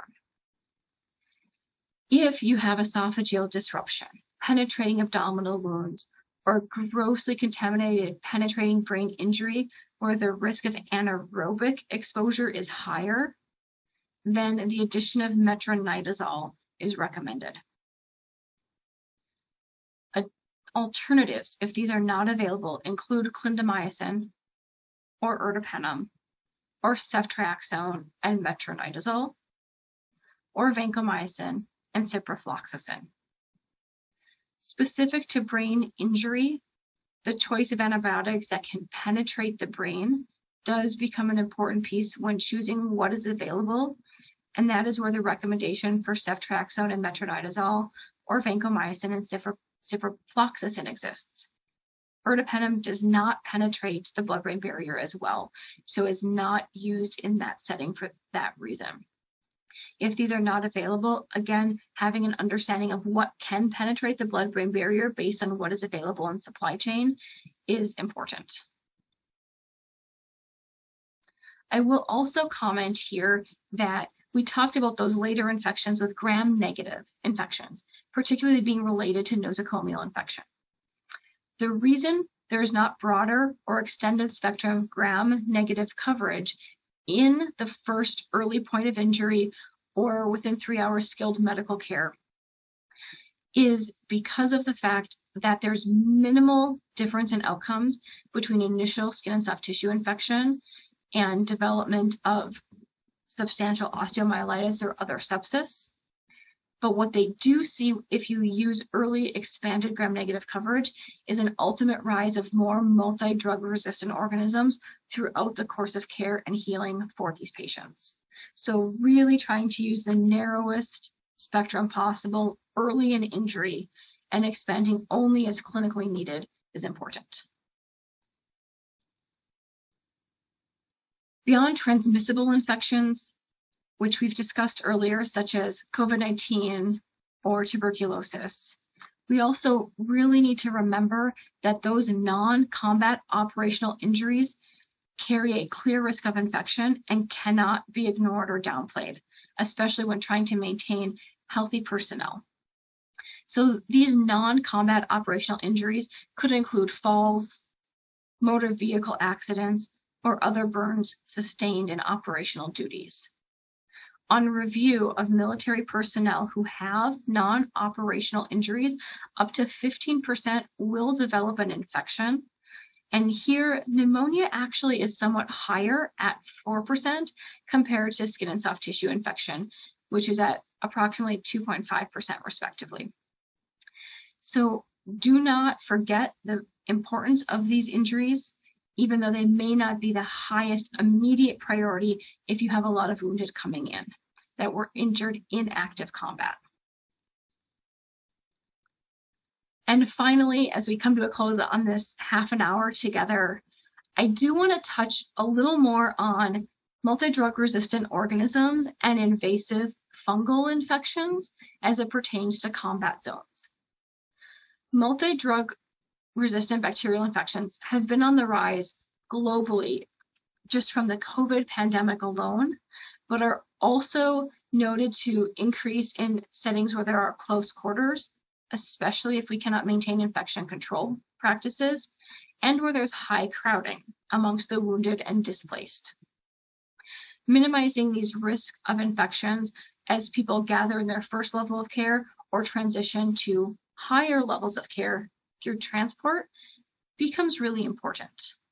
And doing our best to adhere to infection control measures as able decreases the risk of developing infections and increased transmission amongst these populations. Additionally, multi-drug resistant bacteria with both colonization and nosocomial spread are well documented to have increased risk and increased prevalence in war zone medical facilities. So particularly as able in any medical facility, trying to maintain infection control practices becomes critical for everyone in the medical facility. In regards to invasive fungal infections, these are more common with blast injuries and do require close monitoring to understand if the patient has a clinical suspicion for this and when further antifungal therapy or concern should raise. So blast and explosive injuries are the highest risk for these types of infections, and outcomes are really associated with the presence of angioinvasive fungal infections, such as those caused by the family of Mucorales, or those caused by Aspergillus or Fusarium species. Additional risks to consider with invasive fungal infections after the initial debridement to remove that environmental contamination include a high level of blood transfusion within the first 24 hours of injury. So considering greater than 20 units of packed red blood cells to be that massive level of transfusion that increases the risk for invasive fungal infections. A traumatic above the knee amputation. If you have progressive need for amputation due to necrosis or progressive need for debridement due to necrosis, after 2 debridements, the clinical suspicion for invasive fungal infection should start to rise. Ideally, it would be great to have cultures to guide this or laboratory data to understand the presence of invasive fungal infections. But with the lack of laboratory facilities in some settings, using that level of debridement of greater than 2 and progressive necrosis being a marker clinically for increased suspicion, especially in blast injury, would be enough to initiate antifungal therapy. It is recommended in these cases that you seek infectious diseases expertise for treatment, if at all possible.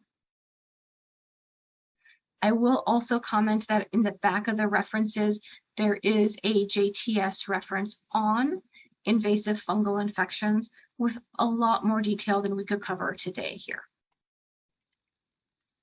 And I will end with putting this particular slide up. This is a list of relevant references that were used in the creation of this talk. It includes multiple guidelines, the data that was presented specific to percentages of infection in epidemiology. And I did add the sepsis guidelines in here because we were talking about that as we transition our patients from early to late potential infections. And with that, I will stop here. Thank you for your attention and time, and I'll be happy to answer any questions I have the ability to do. Thank you. Thank you, Dr.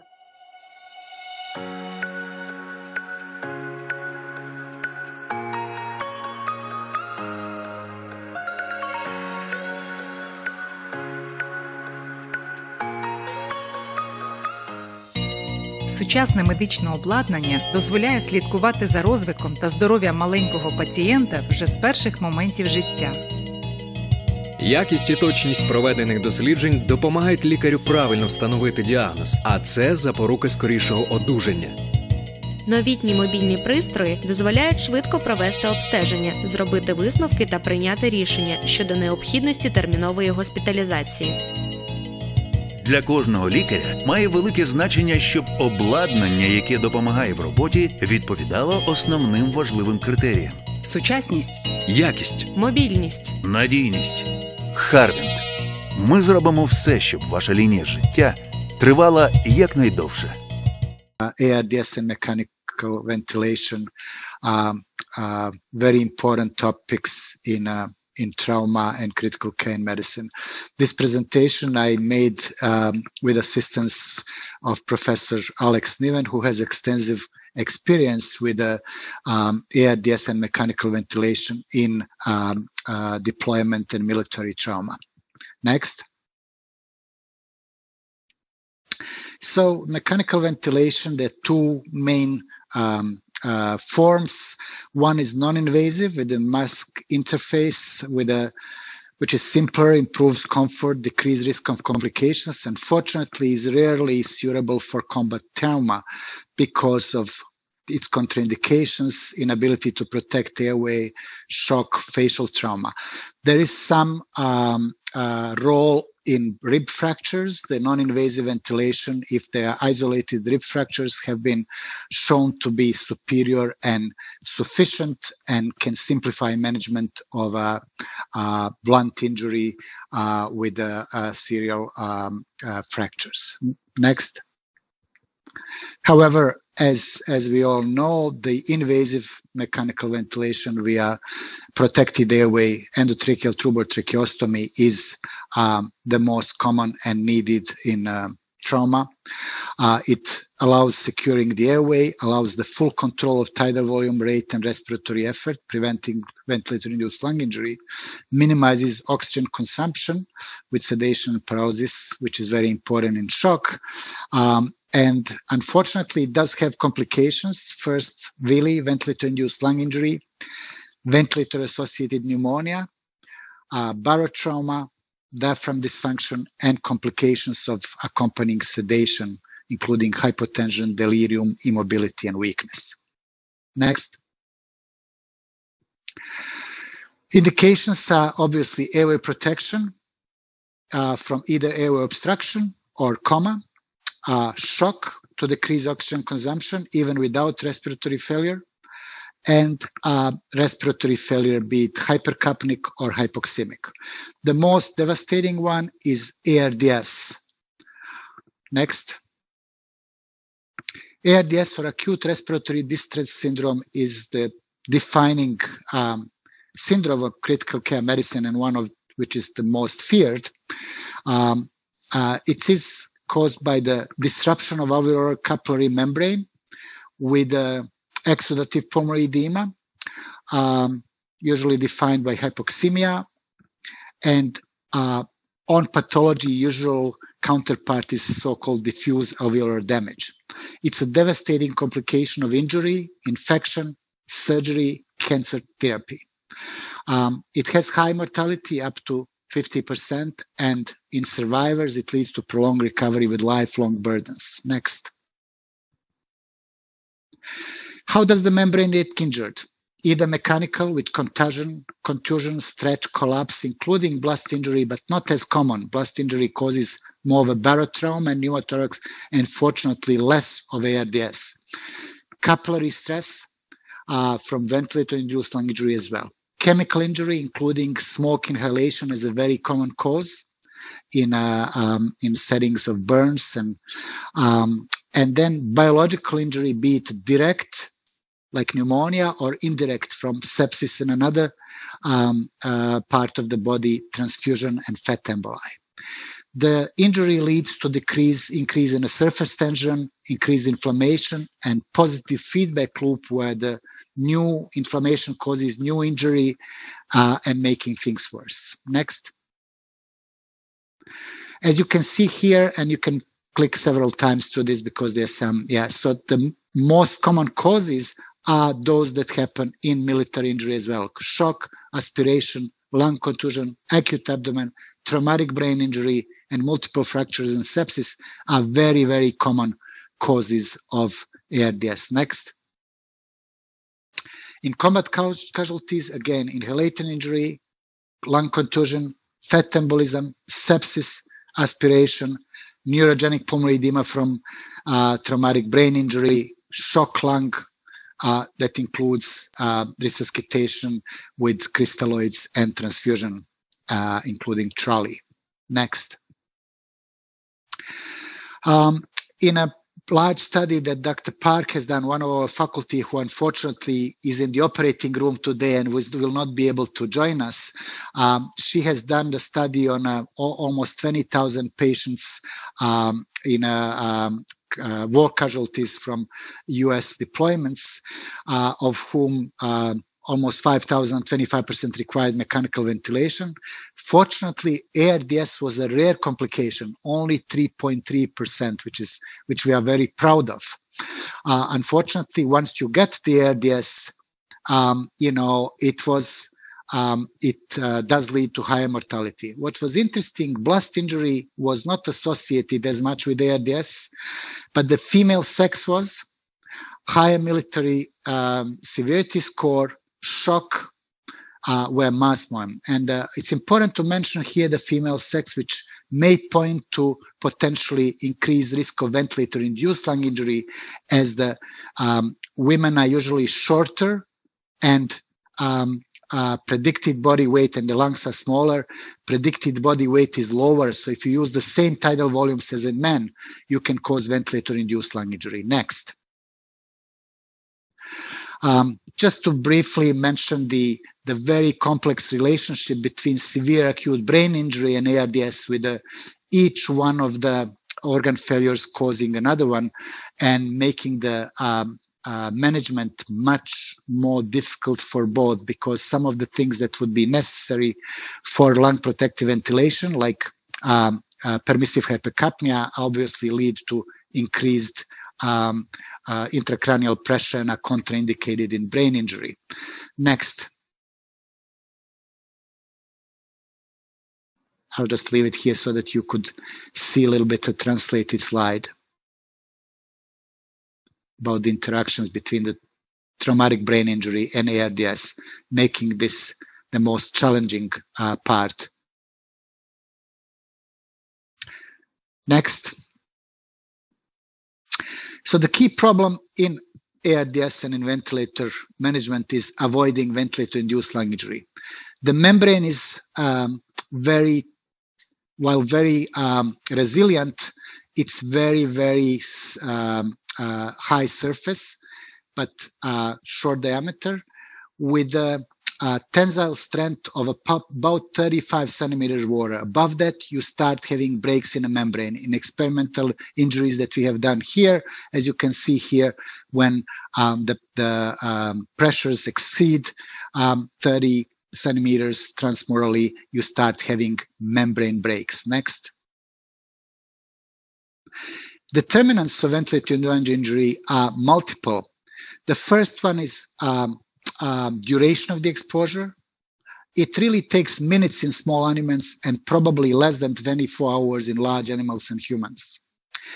The second is intensity of exposure, or so-called mechanical power, that is determined first by absolute size of a breath, so tidal volume or volume trauma, as well as end inspiratory lung volume.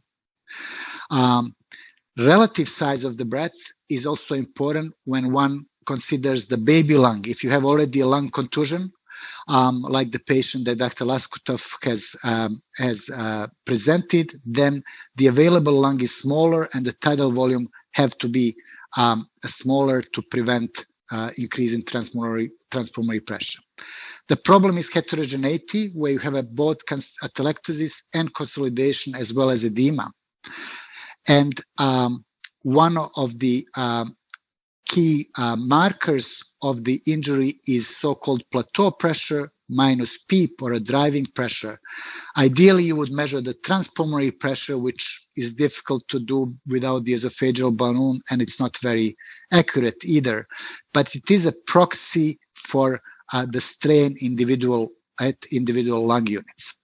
Respiratory rate is important, but it's less important than tidal volume. So if you have to keep the pH, you would rather increase the respiratory rate than the tidal volume, let's say in traumatic brain injury. Again, because of heterogeneity, it's important to have a patient ventilatory synchrony, because in a cases of so-called double stacking, you can have twice the tidal volume each time that there is a dysynchrony between the ventilator and the patient, sometimes requiring sedation and neuromuscular blockade. And finally, vascular pressures also do matter, with fluid overload or transfusion overload increasing the chance of membrane rupture. Next slide. So how to ventilate the lung protectively? You have to avoid both atelectasis and overdistension, which is kind of a sweet spot in the middle, which is not that easy. Next slide. It's not that easy because if you can see here with the confocal microscope that at one slide, there is a single alveolus which is completely closed and flooded with the exudate, while the other one is already overdistended. So how can you set, let's say, the PEEP or lung distension to open up the closed alveoli without causing the one that is already distended to have an overdistension? So the heterogeneity of injury and edema within the lung affected by ARDS makes this very challenging. Next. So in any case, the volume trauma is the key determinant of VILI, and it's very important to understand that there is a spontaneous breathing effort, and there is both chest wall and the lung compliance. And as you can see here on this cartoon, that with the same reading on the alveolar pressure, if you have a very stiff chest wall, the 30 centimeter water of plateau pressure could only mean like a 15 centimeter water of transpulmonary pressure, not very injurious.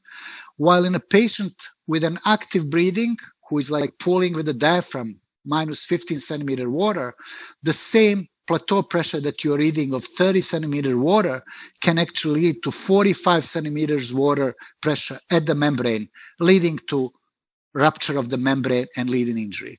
So there is spontaneous breathing-induced lung injury, and that's why pressure control modes are sometimes detrimental to ARDS, because you cannot fully control the ventilator-induced lung injury. Next slide. So we know that the only intervention really that improves mortality in ARDS is reducing the low tidal volume and preventing volute trauma. Next slide. Another thing that we have to prevent is preventing atelectotrauma. So some level of positive end expiratory pressure is needed to prevent the friction between the closed and open alveoli that we have seen on that slide. Usually you do it with a positive end expiratory pressure that you need to increase to the level that doesn't cause distension, but also taking into consideration the body position and hemodynamics. So obviously in a very distended abdomen, multiple trauma and resuscitation, the compression of the diaphragm can cause compression that you need to, compression atelectasis that you need to counteract with a higher PEEP. On the other hand, if you sit that patient up and relieve the pressure to the diaphragm, the PEEP doesn't have to be as high. The second thing that you have to worry is hemodynamics. With the prolonged hypoxemia and hypercapnia, the right ventricle can fail, and increased end expiratory pressure, including high PEEP, can cause hypotension and worsening right ventricular failure and shock. Next slide. So that's why, in addition to recruitment by PEEP, closed lung units can be recruited by different position, be it a prone position, which improves ventilator perfusion matching and can introduce ventilator-induced lung injury. Next slide.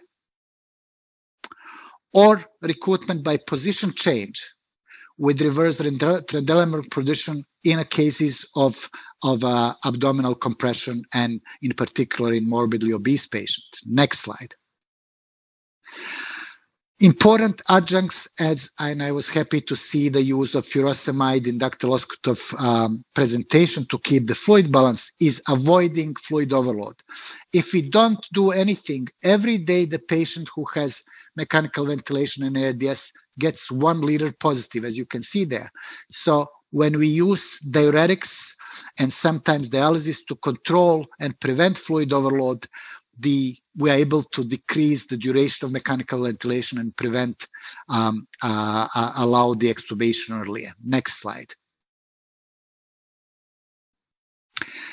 Very important is to challenge ourselves and try to allow spontaneous awakening and breathing trials as soon as it is feasible, because we've learned that if we don't do it, if we wait too long, the complications of sedation and continuous will lead to profound muscle weakness, ventilator-associated pneumonia, critical illness myopathy, and thrombosis, and many other complications that could be prevented by active surveillance to see if the patient can breathe spontaneously and be awake as soon as it is feasible, so they can participate in early mobilization, physical therapy, and prevent complications. Next slide. So similar to civilian medicine, in military medicine, the ABCDEF bundle is a very, very useful tool to continuously, every day, and we have it on a certain checklist as well, provide the best care for ventilated patients. A stands for assessing and preventing and managing pain. And as we have seen in Dr. Loskutov's presentation, that's not an easy task and sometimes require multimodal approach with multiple medications, including local anesthesia or block epidural. You do both spontaneous awakening and breathing trials as soon as it is safe, which means as soon as hypoxemia is not very severe. Let's say if the requirement for oxygen is less than 50% or 50%, that's time to start with a spontaneous awakening and breathing trials, or even quicker than that. The choice of analgesia sedation matters because some of the medications do accumulate and can cause prolonged sedation that you don't want. It is very important to measure, actively prevent, and treat delirium. Often this is not medication, but avoiding the medications and providing emotional support, psychological support, and physical therapy. Early mobility and exercise is critically important. Even with the patients who are intubated, there are no contraindication to start with early mobilization and in a careful manner. Family engagement, whenever it is possible. It is not as easy in a military situation or in a pandemics, but having now with the technology, you could allow the patient wife or a sister or a child to be on a FaceTime and talk to them in helping them get through delirium and getting better and encouraging them to recover. Head of the bed elevation to prevent aspiration and ventilator associated pneumonia, and preventing other complications with a peptic ulcer and deep venous thrombosis prophylaxis, as has been shown on Dr. Loskutov's presentation. Next slide. The challenges to lung protective ventilation, unfortunately, is first calculating the predicted body weight. It's based on a height and sex, not by weight. It has to be ideal body weight, and no one has time to really measure the size of a patient. And sometimes we ignore sexism as a reason, and we go with the actual body weight. It's very important to both measure and to record plateau pressure. Understanding that could be misleading if you have spontaneous breathing. Unfortunately, different ventilator modes can do more harm than good because they make the management more complicated, and they can actually allow for ventilator-induced lung injury without the control. The patient tolerance can be challenging with asynchrony, sometimes requiring sedation and neuromuscular blockade. And then resources and training are very important. You have to have enough nurses to be able to provide both A, B, C, D, E, F bundle and lung protective ventilation. If you have one nurse per 4 patients, that's not possible. So you have to have really the nurses are the key players, trained nurses who could be there at the bedside, especially for something like a prone position that requires safety with each turn to prevent dislodgement of endotracheal tube or a chest drain that could be cause of patient death. Next slide. So as you see here, when we looked at the barriers of lung protective ventilation in a large GRDS database, again, similar like in military medicine, the female sex and using any mode other than volume controlled were the most common reasons for not having lung protective ventilation. Next slide. When we looked way back, what is the evidence base for any of the newer ventilator modes? And this is from 2004, and unfortunately nothing changed until 2022. Next. There is no evidence for new ventilator mode.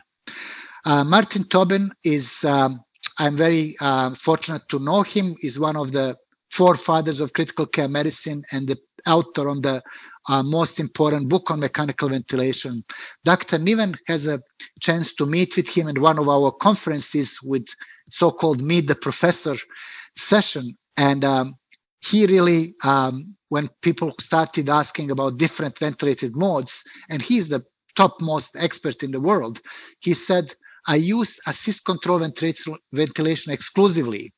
When the patient is stable, I have the respiratory therapist use my index and do a spontaneous breathing trial.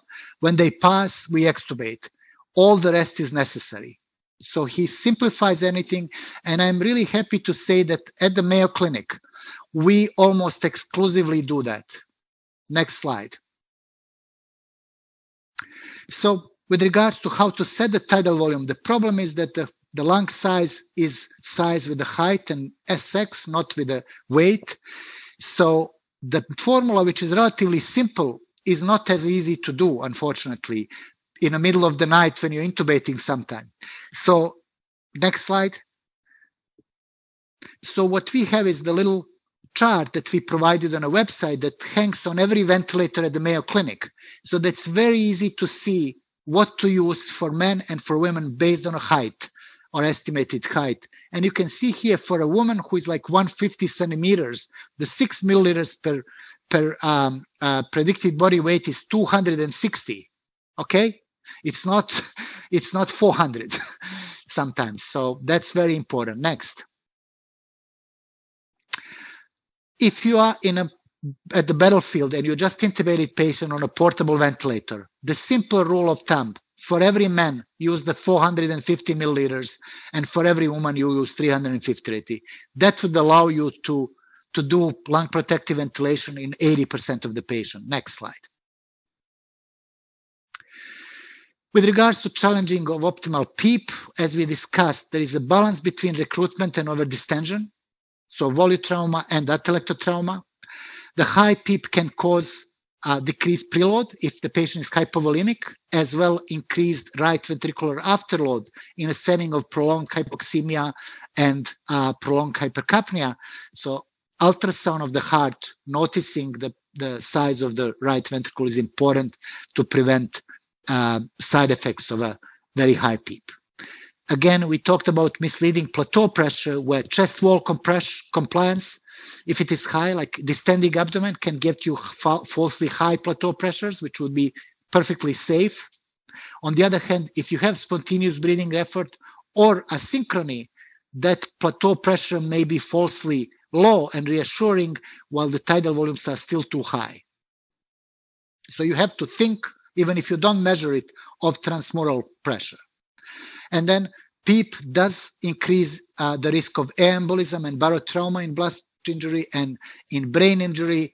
If you don't have the measure of intracranial, if you don't have a probe to measure intracranial pressure, it's not safe to use very high PEEP settings because it can cause increased intracranial pressure. If you have the probe, then you can sometimes see that 10 of PEEP is actually perfectly fine, but without the probe is dangerous. Next. As you can see, ideally, when you inflate the lungs, there is so-called hysteresis. The surfactant gets secreted. So after the sigh or a recruitment, short recruitment maneuver, you're able to use lower PEEP settings because the lung size becomes bigger. Next slide. The sigh, unfortunately, cannot be long because long sigh can cause side effects. So we do no less than 40 seconds, either sustained inflation, or I like to use actually a little bit of a just increased PEEP titration and no more than 10 breaths at high pressures to recruit the lung. Next.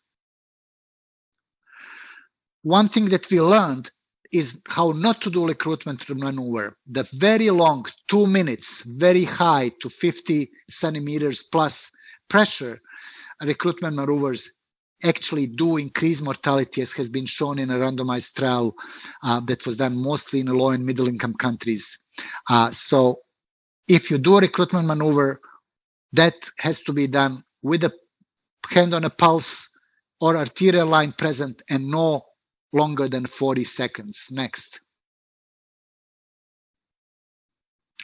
After the site, the plateau pressure should be set to less than 30 and driving pressure to less than 15. And I was also pleased to see that Dr. Loskutov did exactly that for his patient. And if you have just this volume control mode and you set the flow to like constant, you could see so-called the pressure time curve that can guide you a little bit about the transpulmonary pressure and the risk of injury with so-called stress index. So if you have a little bit of a convex, that means that you are having too low of a PEEP. So basically it's easier to have to increase the PEEP. If you have a concave shape with a increase towards the end of the inspiration, that means that PEEP is too high. Next slide. With the challenges to prone position, this is, I don't know if Aishon, you can show the demo. Maybe we don't have necessarily time. It's already 11:40. We have a video that we could share with our colleagues separately and send them of how we do it at the Mayo Clinic. But it's very important to have a skilled staff and practice it. You practice it before the patient come on a normal, on a kind of a mannequin or a regular patient to first understand the contraindications, and then usually it's 5 people that are necessary during the maneuver, with 1 being at the head of the bed controlling the airway, with the 2 pillows, both at the chest and the one below the abdomen, that allow, when the flip happens, that there is the pressure that is on the prone body is equally distributed without compression. Very important to keep track. Each of the personnel is in charge of one of the tubes or lines, like central lines or chest tubes, while the person at the head of the bed is in charge of the airway. Next slide. Patient ventilator synchrony is important. So ideally, you first try to adjust the ventilator to the patient rather than patient to the ventilator. That can be done by sometimes increasing the inspiratory flow to match the inspiratory flow demand. Sometimes you decrease the inspiratory time if the patient has some air trapping, either from high respiratory rate or if they have underlying obstructive lung disease. Sometimes you do the opposite. You have to decrease the inspiratory flow because sometimes it causes stretch receptor stimulation and tachypnea. And so you just have to do it. You just see if the 80 is better, then go down to 60. Sometimes you go to 45, and sometimes that is better. So there is no rule of thumb. You just sit at the bedside, try increasing. You start with 60 milliliters flow, and then you increase to higher, see if that works, increase to lower.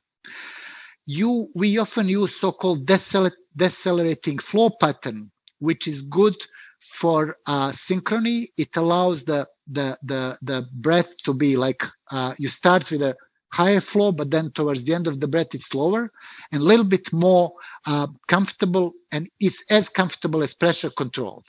And we usually use that, and it's better controlled. Sometimes you have to increase the respiratory rate to correct hypercapnia and to match the intrinsic rate of the patient, especially in a setting of metabolic acidosis, severe lactic acidosis early in shock. And you do sedation, but sedation is not effective. You can't keep going up on propofol to control the respiratory rate. It's just not effective. Opioids are a little bit better, but the amount of opioids needed to control the respiratory rate is often too high. So once you get to adequate sedation and analgesia, the next step is neuromuscular blockade.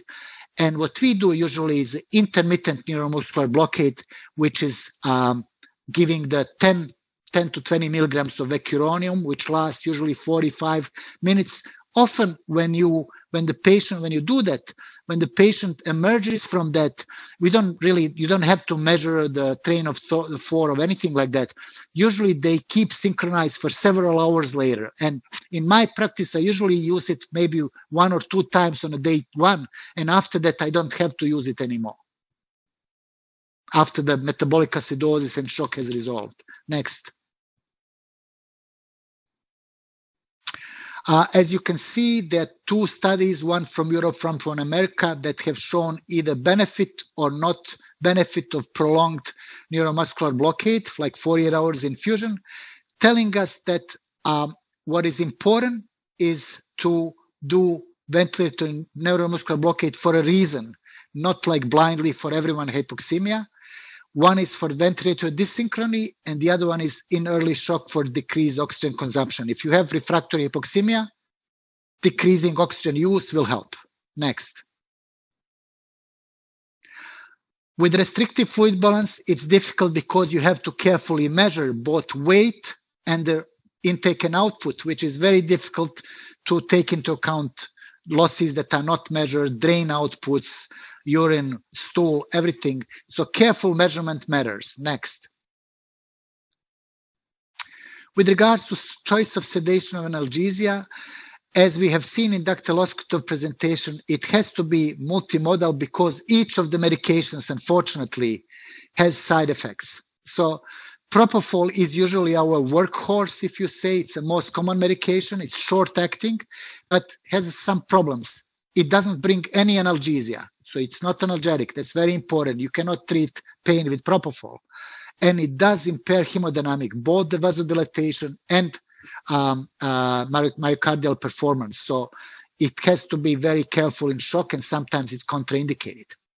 Opiates are important to both decrease respiratory drive, but unfortunately they do accumulate over time, especially in renal failure, causing ileus and constipation that have to be actively treated. And with over time, there is a risk of withdrawal. So you have to be careful to decrease it, obviously, later dependence. Benzodiazepines, again, like propofol, they do not cause analgesia. The good part is that they cause amnesia. So if you do use neuromuscular blockade, like vecuronium bolus, I never give vecuronium bolus without giving a bolus of midazolam. So 2 milligrams of midazolam with 10 of vecuronium or 20 is needed so the patient has amnesia for any part, because propofol may not be enough, as we know from the operating room. Unfortunately, it has prolonged half-life, so you cannot use it as infusion as long. Better, if possible, to do it intermittently, to be careful with accumulation, especially in liver injury. And then withdrawal is possible because it does work like alcohol. Ketamine is a useful adjunct. It provides analgesia. It is short-acting. Unfortunately, it does cause hallucinations and can contribute to PTSD. So when I'm using ketamine, I also always give at least a little bit of benzodiazepines with it to prevent, PTSD from higher doses of ketamine. Dexmedetomidine doesn't have a role initially, but can be useful when we are trying to have the patient more awake, more mobile, because it does have a small analgesia effects. Unfortunately, it does cause bradycardia and hypotension, and you can't do it for days. If you use Precedex for days, then you will have withdrawal. It's similar to clonidine with withdrawal hypertension, withdrawal tachycardia, and agitation. Next. During transport, this is very interesting, and I have not done this myself. Dr. Niven has done it, and I've learned from our military colleagues. If you have a patient that is transferred from battlefield to field hospital to tertiary hospital, let's say in a helicopter, so-called total intravenous anesthesia in a stick, where you develop like a, prearranged sticks which contain 3 milliliters of ketamine at 50 milligrams per milliliter, 1 milliliter of midazolam, and 1 milliliter of fentanyl at 15 micrograms. These can be done at 2 milliliters for initial sedation and then adding 1 milliliter as needed. If anyone watched the movie about the rescue of the children from the cave in Taiwan, very, very fascinating movie, how they were rescued. That was actually done with this technique. If you are doing the intubation, then you give the entire stick. If you do that with 4 milligrams of, if you do the 5, usually after, if you get to the full stick, you need to add something to prevent vomiting and aspiration, which usually is the ondansetron that can also be kept on a room temperature. All of these can be kept in a room temperature, which is very good for transport. And then finally, vecuronium bolus 10 to 20 milligrams is also works well in combination with Tivastic. Next slide.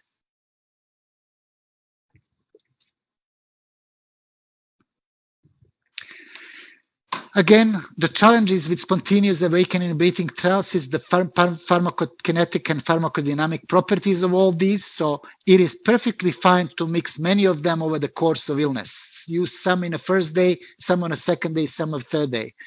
So maybe just intermittent midazolam and vecuronium the first day, then propofol the second day, then switch to dexmedetomidine, with little ketamine on a third day, and even, as we've seen in Dr. Loskutov's presentation, adjunct local anesthesia.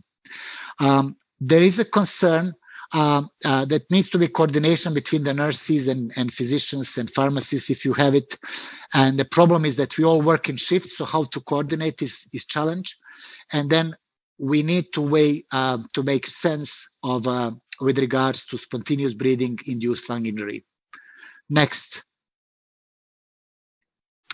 Failure to wean, first encephalopathy and delirium. So obviously, encephalopathy is multifactorial, most often caused by accumulation of medications and residual from a shock or press-induced brain injury, anxiety, traumatic brain injury, use of sedatives and narcotics. Critical illness, neuropathy, and myopathy is very common. And if the patient stays on a ventilator for 2 weeks, it's inevitable to have some diaphragm weakness that will make this worse. And then cardiopulmonary, either baseline heart-lung disease or more common in trauma is fluid overload. So fluid overload, diastolic dysfunction, one of the main reasons why we have to reintubate is pulmonary edema, which is cardiogenic.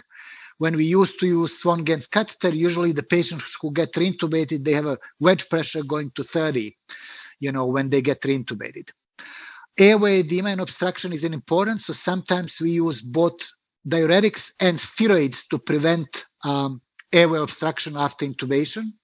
Just from prolonged ET tube, you can have a airway edema that may be helped with some steroids.